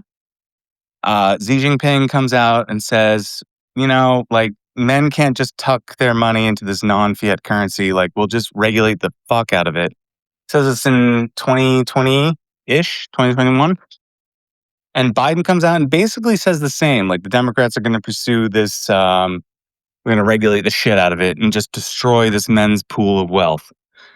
And then it dips to $30,000 a coin, which makes my like pitiful. All I did was like a toe in the water. I put $3,000 in. I'm like, this has got to go up. This is men betting against fiat currency. Like we're all working hard. We're making things. So sorry, you So- bought it at what, and it went down to what? I bought it at 60, went down to 30. Okay. I waited a year and a half and it came back to 60. Yep. And then I pulled out like a pussy. Took my toe out of the water and it shot up and it's been at like what, 130, 140? Yeah, but then it went back down. So yeah, okay, got it. So in the meantime, my older brother, who literally doesn't work, he just took investment money from my father and threw it all at Bitcoin at, about 40, basically. So At he's about $40. $40,000 a coin. Oh, okay, got it. So So hang on, but how did you get exposed to it at 6 cents a coin? years before from a friend I met on Guild Wars. We played MMOs online. You could have made $1 billion from gaming. Jesus, that's just what I'm talking about. So my older brother has made like, yes, it dipped down to 60. He's still way up. He's up like a third, like 33% on his investments. Yep. And meanwhile, I'm fucking cheering because I went all in on Bitcoin when Tim Walz was like 220 and dropping. I'm like, fuck you, Tim Walz. And we got it to like 400 something. So like I doubled money on that. But like my older brother has done so much better just by throwing in this I'm betting against fiat currency in the United States strategy. Well, he can call me in and tell me that he's smarter than me about Bitcoin. That's totally fine. Just kidding. Sorry, go on. But but all right, to the last speaker's credit, right? He's a 20-year-old man. Bitcoin is 28. currently 28. Did you say 28? Okay, yeah. So he's currently at, what's Bitcoin currently at? 93 Canadian. You think it should shoot up? I'm not going to do those kinds of predictions. I know. Yeah, I don't you know. can't. You're a public figure. No. Fair enough, I've said for 15 years or 10 years, 750 US a coin, 750,000 US a coin. That's my personal. Don't take any advice from me. It's completely pulled out of my ass, and I can't guarantee anything. Do your own research. Blah blah blah blah blah. That's just what I peg it at in my head. It's just impossible because like we just keep printing money. So like dollar value to coin is like, what the fuck does that even mean? It's like, I don't know, but I'm talking about it in current dollar values, not like when a dollar is worth a penny, right? So that makes a lot of sense. So you're saying it should go at least like 5 times, Mhm. 10 times maybe. Yeah. I mean, that's what's in my head. Again, that's just my particular opinion. This is the issue is I don't want to throw in with Bitcoin because my lazy brothers are doing that instead of working. And like, I just feel like these commies are throwing in with Bitcoin that I don't like. Sorry, these what? Communists are throwing in on Bitcoin because they're just like, we're just trying to devalue the dollar. Communists are going into Bitcoin? Is that right? I've never heard that. I'm sure you're right, but I've never heard that. So it's just like, it's an avoidance tactic for some people to not work. So especially me and my brothers, we're in our 30s. It's like we had some money to start. So I like contributed toward like learning and apprenticeship and labor. And they just chose to invest. And like the idea that you can just float on investment instead of producing value to the world in your life. Okay, hang on. Why is there a dichotomy between investing and working? It's not gambling. No, it's not. So if you invest, they have added to the value of the world by driving up the price of Bitcoin and legitimizing its floor of value. They have legitimized Bitcoin in the world and they have helped make countless people millionaires. How is that not providing value in the world? All right. So for instance, in the state of New Hampshire right now, we're having this debate over immigration policy. And the argument made from the left is that like, if the federal government is providing us $4.5 million to do this, we should do this because it provides all these people with jobs, right? Sorry, So it's sorry, this $4.5 million to do what? Wild disconnect. The basic premise is like, just because something is lucrative doesn't mean it's good to do, right? And if like men stop working Well, because that's an argument from crime, right? I mean, but are you saying that people investing in Bitcoin are the same as people getting paid morally for killing people? I'm sorry, I'm a little confused here. No, absolutely not. So like some of the people investing in Bitcoin are like my best friends, the smartest people I know, things like that. But then like also the worst Redditors I know got rich by putting like $5,000 into Dogecoin when it was a meme. And Okay. now they're not working. And so what? So what? So you can't make men not work and have value in anything. Like value is work at the end of the day. No, value is not work. What are you talking about? Like nothing gets produced unless people produce it. Okay. So if you have a means for men to check out of the economy, like the economy fails no matter what. The economy's a shit show. The economy's fake. Oh, And Steve, particularly white males. The economy has been screwing white males since I was a kid. You don't think white males shouldn't have an exit ramp on this fucking highway to hell they call a pretend economy? So then it's not an exit ramp, it's just a suicide strategy. What are you talking about? You can't just check out. Like, why we not? either work or the world gets worse. Why like, not? Are we just saying, why? let's hang make on, the hang world on. worse then? Okay, so let's take your argument. Just take your argument. So you work and you give money to the government, right? Yes. Is that making the world better or worse? Oh, I don't know. I mean, I don't fucking know anymore. I mean, I'm watching these NGOs. I'm watching how the money's getting shuffled around. It feels like I'm making it worse by paying taxes. So it sucks. So then these people aren't paying taxes, at least in the same way that you are. So how is it that you're full of contempt for them when you're fueling a debt Somali daycare war machine? Jesus. It's just the framing is brutal. I mean, right? Like, What do you mean? The framing is brutal. So what is the actual picture of the world? Like, we're at this impasse where like you and I are we're funding these Somali daycares, which are just fronts to build these Islamic communities in their societies. Right? In Somalia, often. Right. Okay, but go on. So like our money is just being leached from us to provide for this, like, I don't know, what is it, like a general world order? Okay, let's get off this stuff because I mean the issue that you and your passions are not about all of this abstract stuff. You're correct. All right, sorry. No, that's fine. That's fine.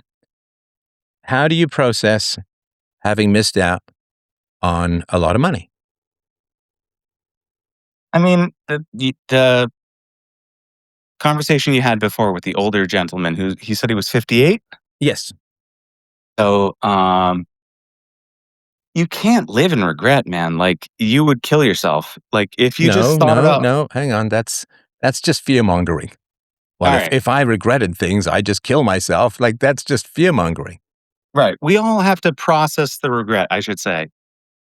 Right. Yeah. So we want it to just be semi-shelf stable. We want to be semi-shelf stable? Are you having a stroke? What the hell does that mean? Semi-shelf stable? You don't want the regret to overwhelm you. Why not? Right? Well, sorry, what's wrong with being overwhelmed by emotion? As a man, like, I have shit to do. You can't cry on camera. You can't let you can't do this sort of things. You have to fucking labor as a man. Are you married? I should be. I should be. So that's a no, right?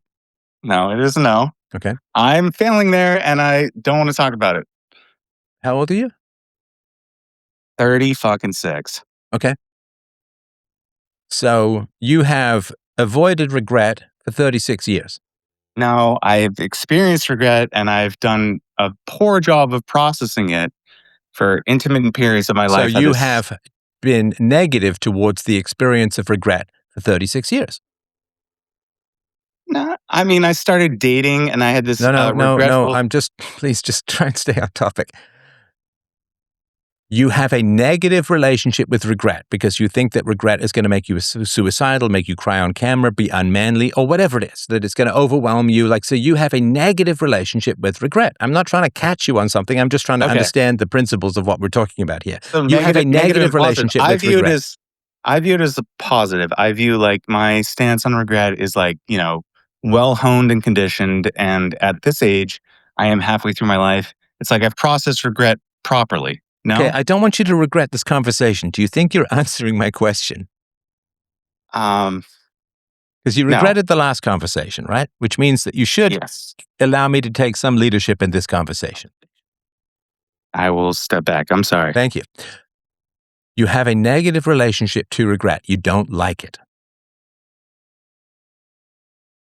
Agreed. I think it's painful. It is painful, right? It is painful. Is working out painful? Yes. Is dieting painful? Yes. Is it scary to go up and ask a girl out? Absolutely. Is it scary to take on a new task at work? Yes. Okay. Is it scary to take risks as a whole? Absolutely. So negative emotions are not all bad. Absolutely. What is the purpose of regret? Why do we experience it? I feel like regret is lingering. What? No, I didn't ask you for the length of it. I asked you what the purpose of it was. Why do we experience regret as human beings?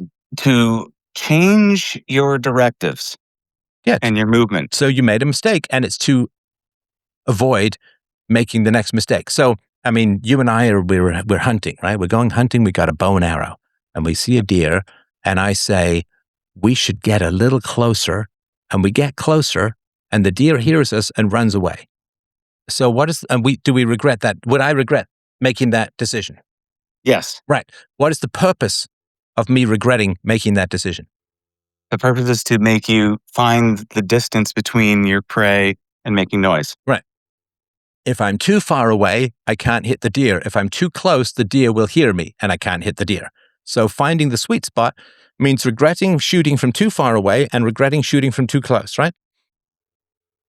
Yes. Okay. So the purpose of regret is to calibrate our choices. Absolutely. All right. Guys who don't experience enough fear make bad decisions. Guys who experience too much fear make bad decisions. So if you don't feel fear, but it turns out, like I remember once I was dating this girl up north, and I ran off a dock and jumped in the water, which turned out to be like 2 fucking feet deep, and I hurt my ankle, right? Uh-huh. So I had confidence that was wrong.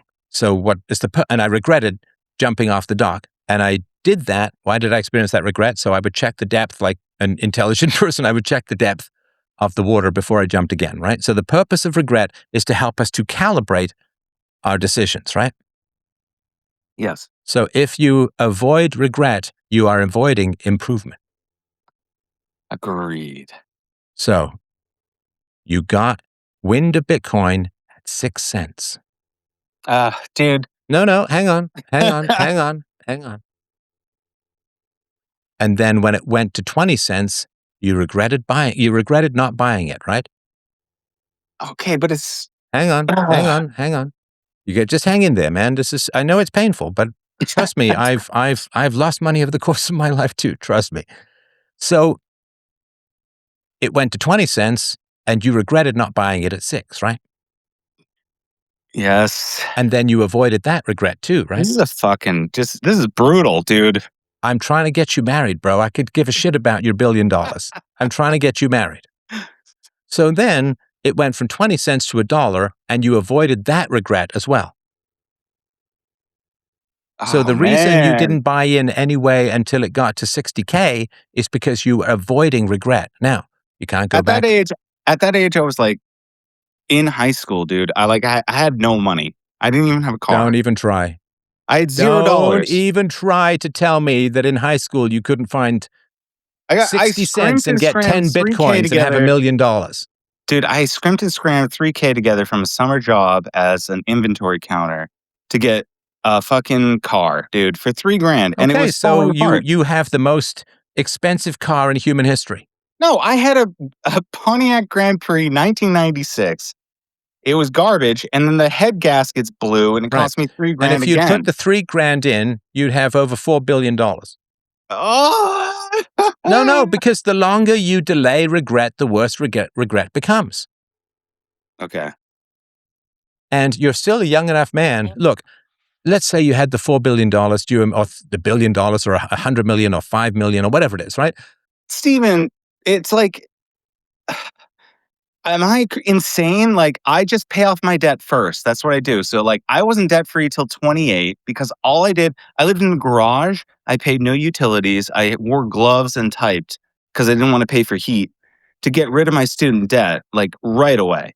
But that took me until I was 28. Like, private school is not cheap. It was 60K a year.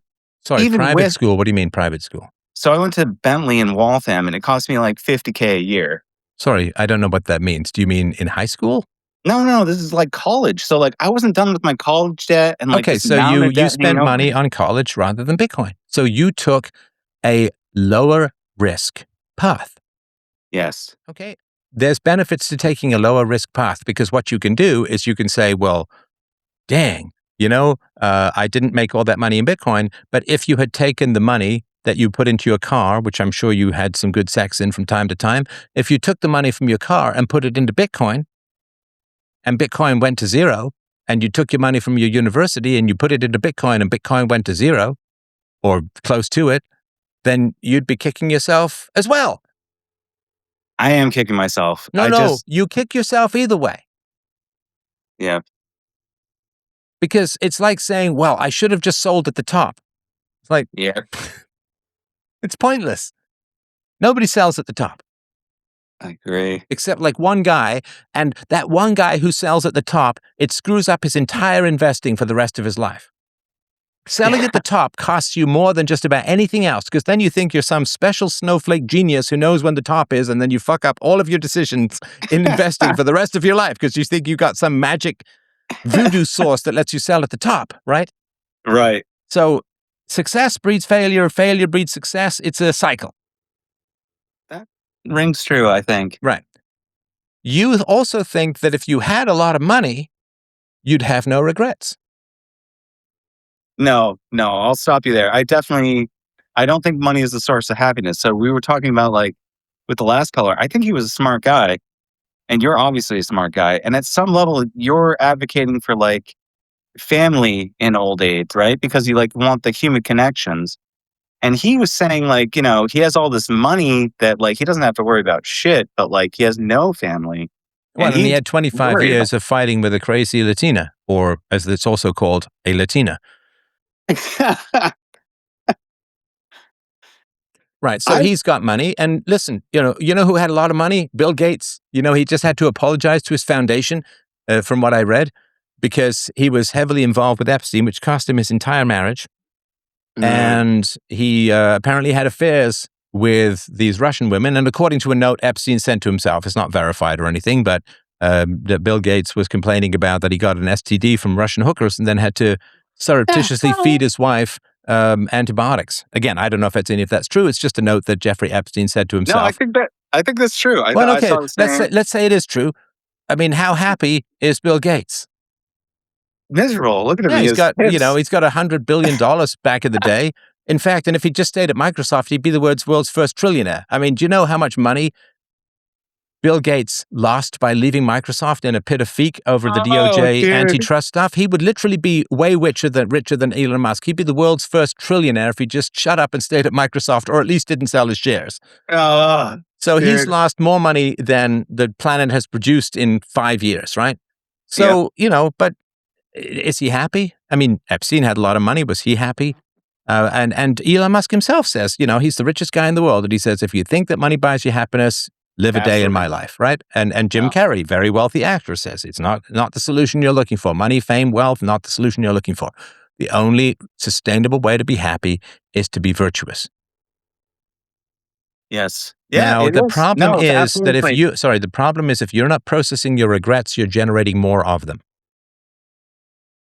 Right. But what is processing? Like, ideally, we want the processing of a regret to be as fast as possible. Like, boom. No, fuck, don't order your emotions around. How dare you?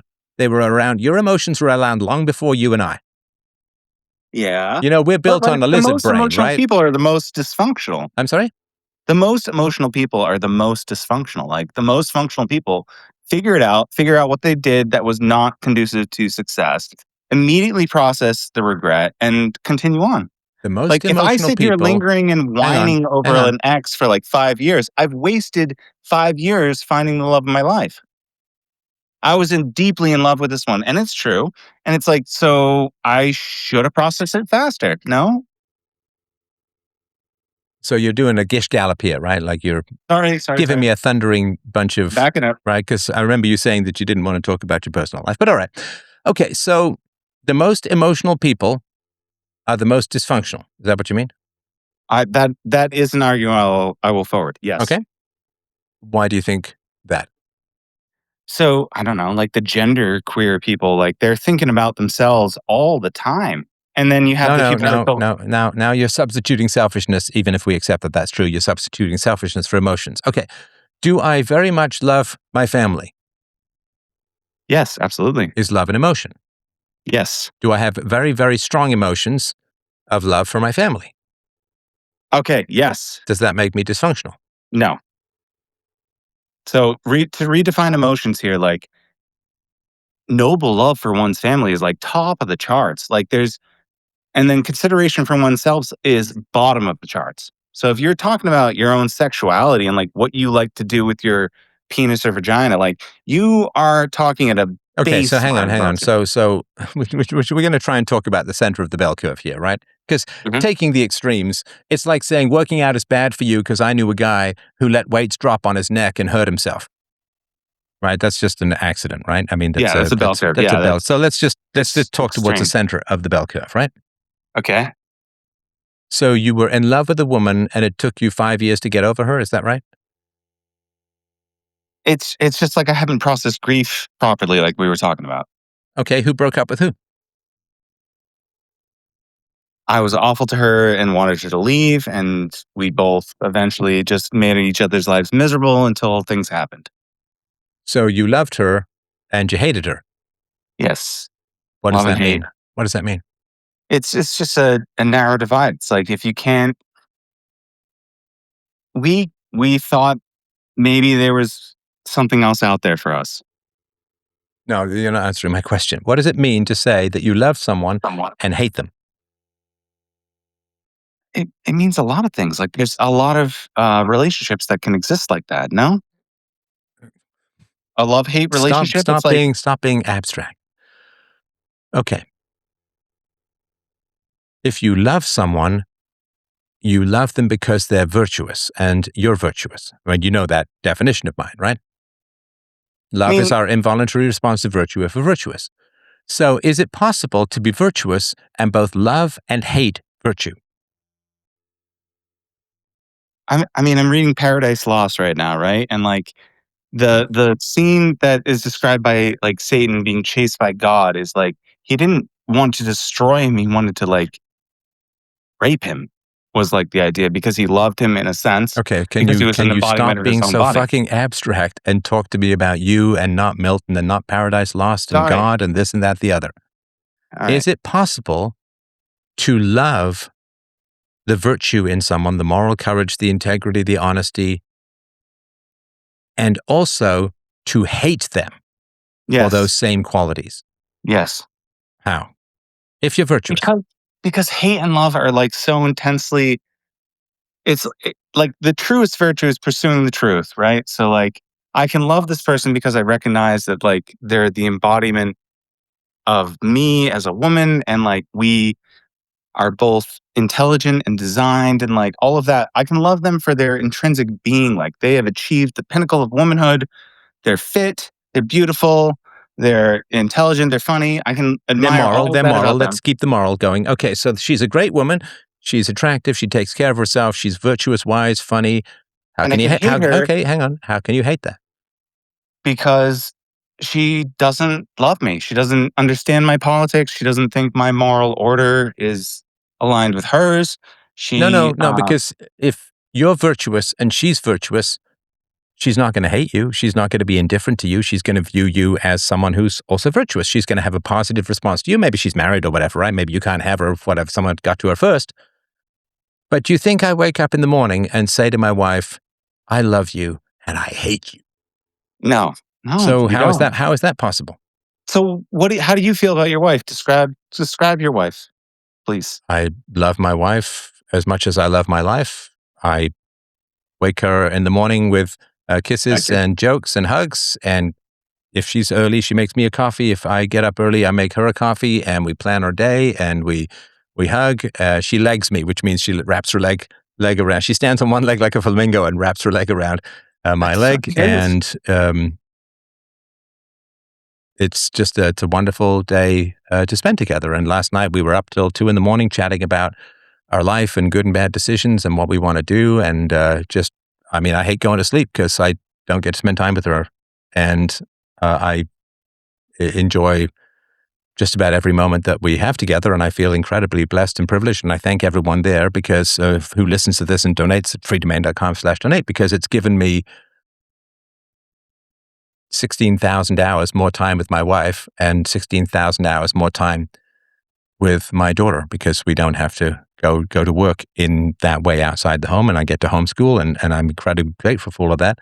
But I don't hate anything about my wife, and I don't view my wife in any negative way. Doesn't mean I never have any criticisms, of course. I mean, every now and then there's a little course correction we all need, as do I, but that's part of the love. I mean, that she listens and that I listen and that we enhance each other for the better, and I couldn't do what I do without her. I love that, Stephen. Thank you for that explanation. That sounds really nice.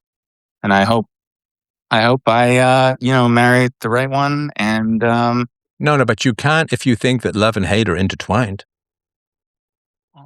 well, Stephen, you said It's you Stefan, by described. the way. I don't mind, but it's just people are going to get annoyed. So it's Oh, Stefan. sorry, Yeah, no problem. Go ahead. Stefan. The way you described loving her was like loving your own life. It's like I have a love-hate relationship with my life. Like that's just sort of how No. I operate. The way I describe loving her is not the same as loving my own life. I love her. I love the virtue that we share. Yes. No, so much beauty, but the very beginning of the speech, that was the line, unfortunately. And like, if I think about that, it's like the way I love my life is like there is ups and downs. And like, I feel like I've missed it's just difficult. Like the millennials grew up in this period of like these romance movies where like all sort of excuses were giving for like finding the right one. Like there was the right one out there for you. And I lived this diverse narrative life with all of these clients and all of these people that I talk to. And I just kept seeking stories. I kept seeking women. And I think it was at my own detriment. I think this whole liberal idea of like, you know, sex is just a thing is wrong. I think like people are actively disserviced in engagement in this sort of world. And I'm reverting to this like very Christian Catholic belief that like you want to have sex with somebody, you get married and you just carry on and you have kids and that's the end of it. And I'm terrified of getting divorced. And I'm entering this. I told you I'm 36. I'm an old man now. And I'm trying to marry someone my own age that like understands the mutual period we both grew up in.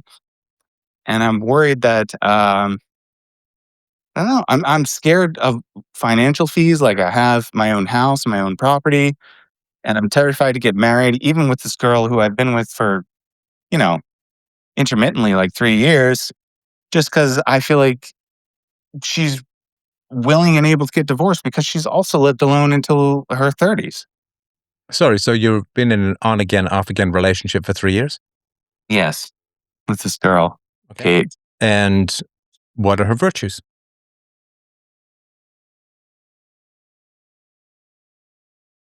What do you admire about her morally?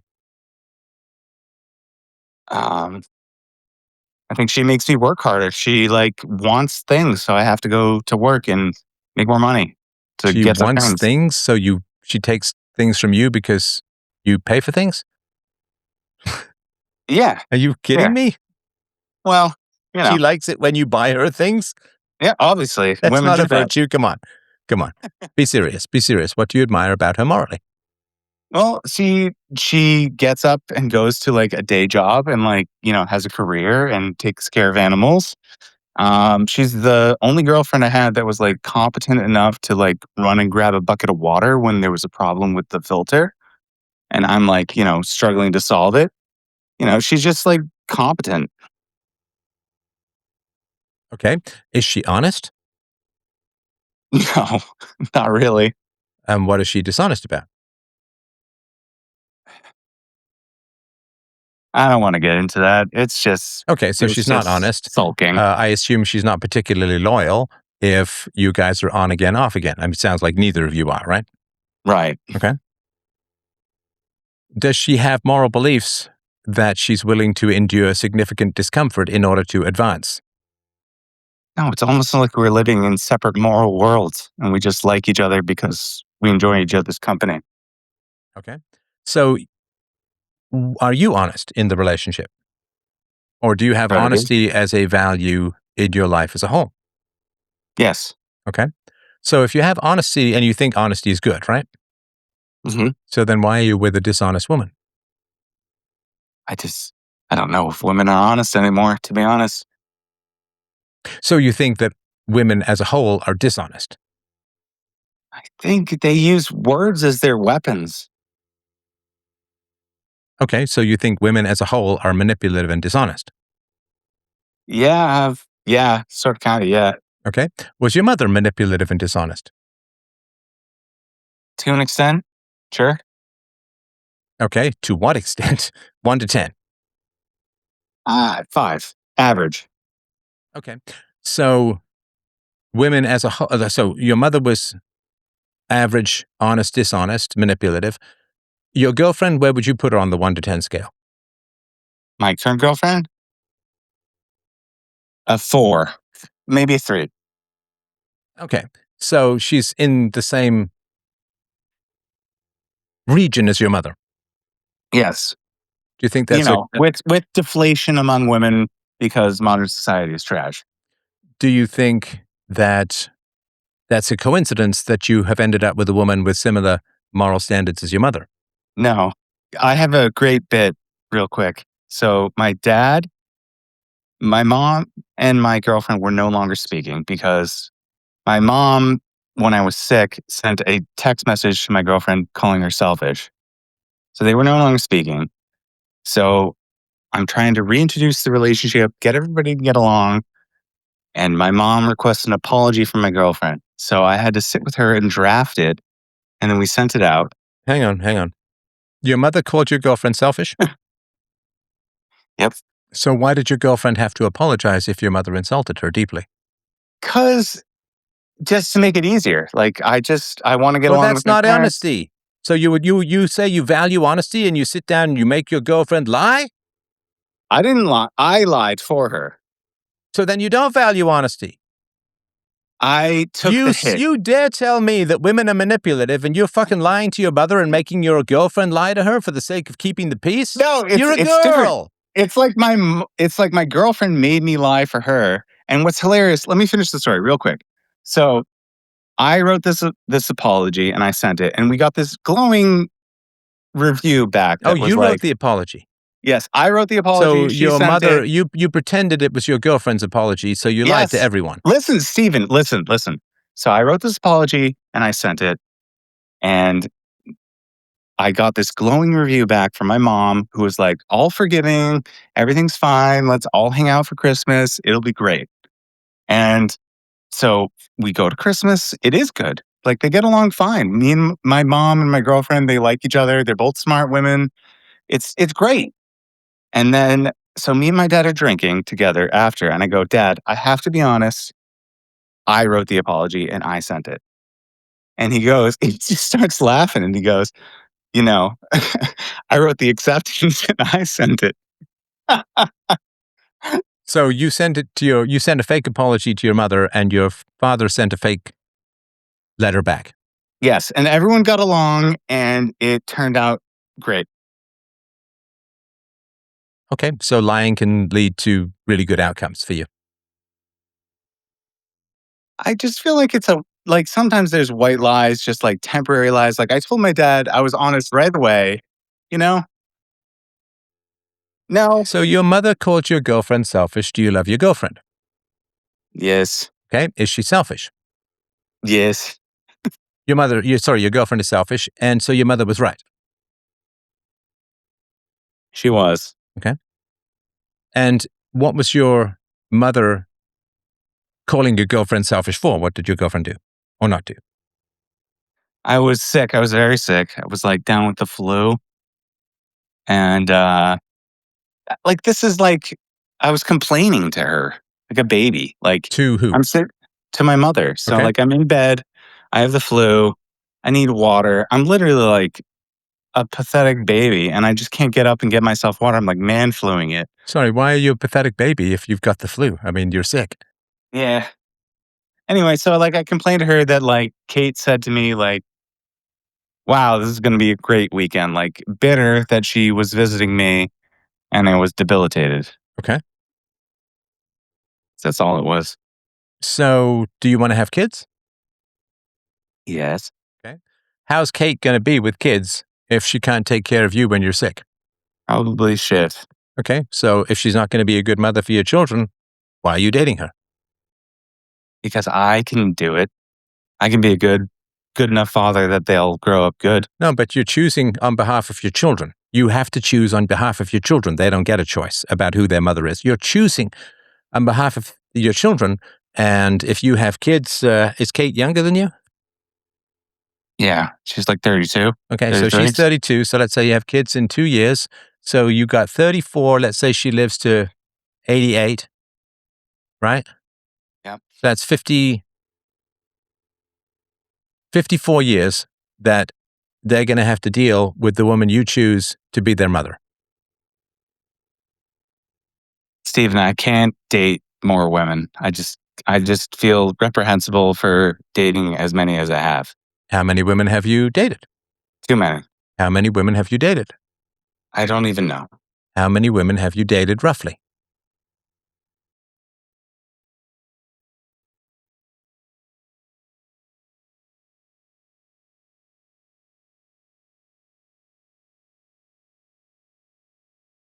Hello? Yeah. Did you hear my question? No, sorry. It How like many glitched women? out. How many women have you dated roughly? We'll call it 22. 22. And I could probably name them. Yeah, that's fine. So you've been dating for 15 years, 20 years? 20, 22, well, 20, yeah, 16 years. So you're this close to being completely fucked in your life. Yeah. No, don't laugh about it, man. I'm not kidding. I'm not either. No, but it's serious shit. So what do I mean by that? Tell me if you know, what do you mean? What do I mean by that? I'm at a serious risk of having no one who takes care of me when I'm old because they don't actually give a shit about me. No, but because getting old is 40 years from now, 30 years from now. What about now? What about now?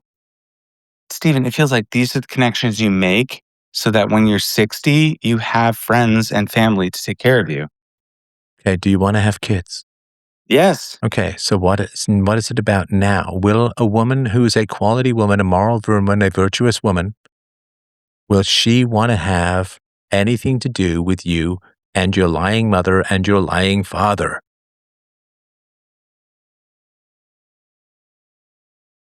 I don't know. What should I do here? You tell me. I'm asking for Answer my advice here. I'm question. backing My off. God, you can't just treat this as a monologue. I'm trying to back off. You tell Answer me what the I should do. question or tell me you're not going to answer the question, but don't be rude and ignore it. With people raised in fucking barns these days? Jesus, If I ask Stephen, you a I'm trying to question, say, you answer the question or you tell me you're not going to answer it. You don't just go on some other topic like I didn't say anything. That's no, rude. Stephen, I was saying you answer the question, please. I want your advice here. I'm in an impasse. I have no way to answer this question. What was the question I asked?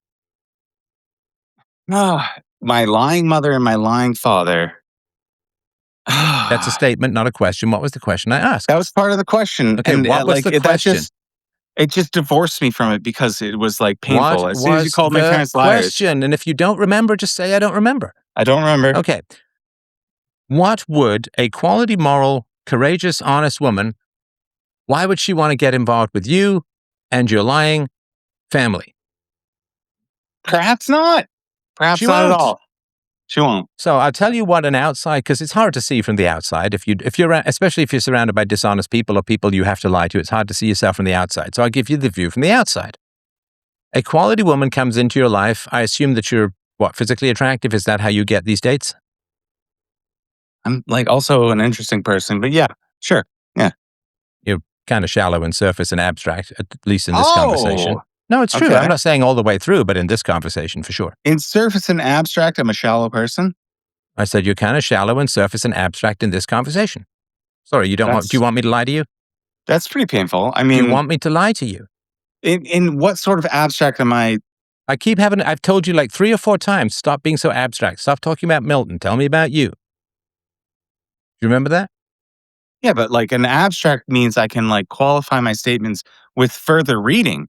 No? So like if I was shallow and abstract, I would be like, oh, I just had this personal experience where my mom was mean to me.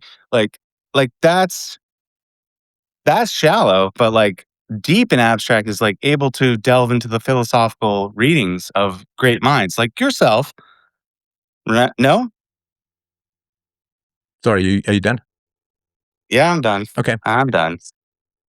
So I'm trying to give you some feedback from the outside, and you're just defensive, right? You're trying to defend your Yes. position, right? Yep, you got me. I'm Okay. sorry that was aggressive for no reason No, that's other fine. than It's totally fine. I'm not made of glass. You can be punchy. You can be as punchy as you want. That's totally fine. So a quality woman comes into your life, and it's very tough to connect with you because you bounce all over the place and you have a tough time listening and responding.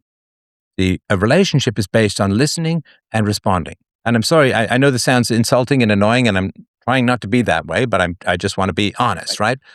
You have much more of a conversation with yourself and your own impulses than you do with the other person, which is why you bounce all over the place and don't answer questions and don't even acknowledge that the question has been asked, and you use it as a launching point for a soliloquy that has nothing to do with my question. At least I can't connect it with anything to do with my question. So because you bounce off your own internal stimuli more than the other person, you can't have a direct conversation with someone. Because someone asks you a direct question, you get uncomfortable and you bounce off into the stratosphere or off into some abstract argument or idea or Dantean whatever, right? And here's the thing too, you didn't even ask if I understand the reference. You just went off on Dante, which is kind of rude. Like if I just go off on, some particular literary work without ever asking if somebody understands that work or understands the reference, that's not having a conversation, right? right. Yes. It's kind of showing off how you read Dante or whatever, right? Yeah, I was being gay. Yeah, I agree. Well, I don't know about gay, but what I'm talking, so I want you to be able to connect with people, and connecting with people, and we all have to remind ourselves of this, right? So it's not some big criticism of you. But in order to connect with people, you have to deeply listen to them, and you have to respond to what it is that they say. Now, if a quality woman comes into your life and you tell this story about how you spent years with a girl who complains that you're sick, oh, this is going to be some bad weekend, right? And who has no real empathy or compassion, right? And you say this like it's a funny story. Well, my mother called my girlfriend selfish, and my girlfriend is selfish. But then I made my girlfriend apologize, but I wrote the apology. I sent it to my mother. She didn't read it. My father wrote the letter back, and it was all just a bunch of bullshit, right? What does a quality woman think of that story? I don't know why you're laughing. Comedy of errors. I don't know. No, it's not a comedy of errors. She's saying, do I want my children being raised by a bunch of liars? No. Do I want these people to be in charge of teaching my children honor and virtue, integrity and honesty? Fuck no. Dude, but Fuck women no. do. But women do want liars. They want men to say the pronouns. They want men to lie about communism and like the causes of crime and IQ. They want us to lie about it. Okay, all. then if these are all the women you know, and this is all the women that you think there are, then you'll just have to stay with that hell of falsehood, right? And the reality is, come on, how long have you listened to what I do? A decade. Okay. Who doesn't want you dating an honest and direct woman? The enemy. Who doesn't want you dating. Who's going to suffer the most if you date an honest, courageous, and direct woman? Who's going to suffer the most in your family? My enemies. My brothers. No, your parents. Your parents. Your parents don't want you dating a woman of virtue and integrity because she'll call them out and she won't like them. No, Because my honest parents would be people so don't happy. like liars. My parents would be so happy if I got a good woman. No, they wouldn't. They just want me to have No, grandkids. they would not. They would not. Okay, what's the best? Is your current girlfriend the most virtuous woman you've dated? No, Okay, who's been the most virtuous woman you dated? probably the second one. Okay, and why did that end? Because I was a fool and I thought there was love out there for me and I thought I wasn't complete. I don't know what any of that means. Why did it end in particular? Did you cheat on her? Did you break her up with her for no reason? Like why She did would it end? message men. She became a cosplayer and then she was like messaging men. And I was in this liberal delusion that like, so long as she only loves me, it's all fine. And Wait, sorry, she was flirting with other men and cosplaying. yes. And this is the most virtuous woman you've dated.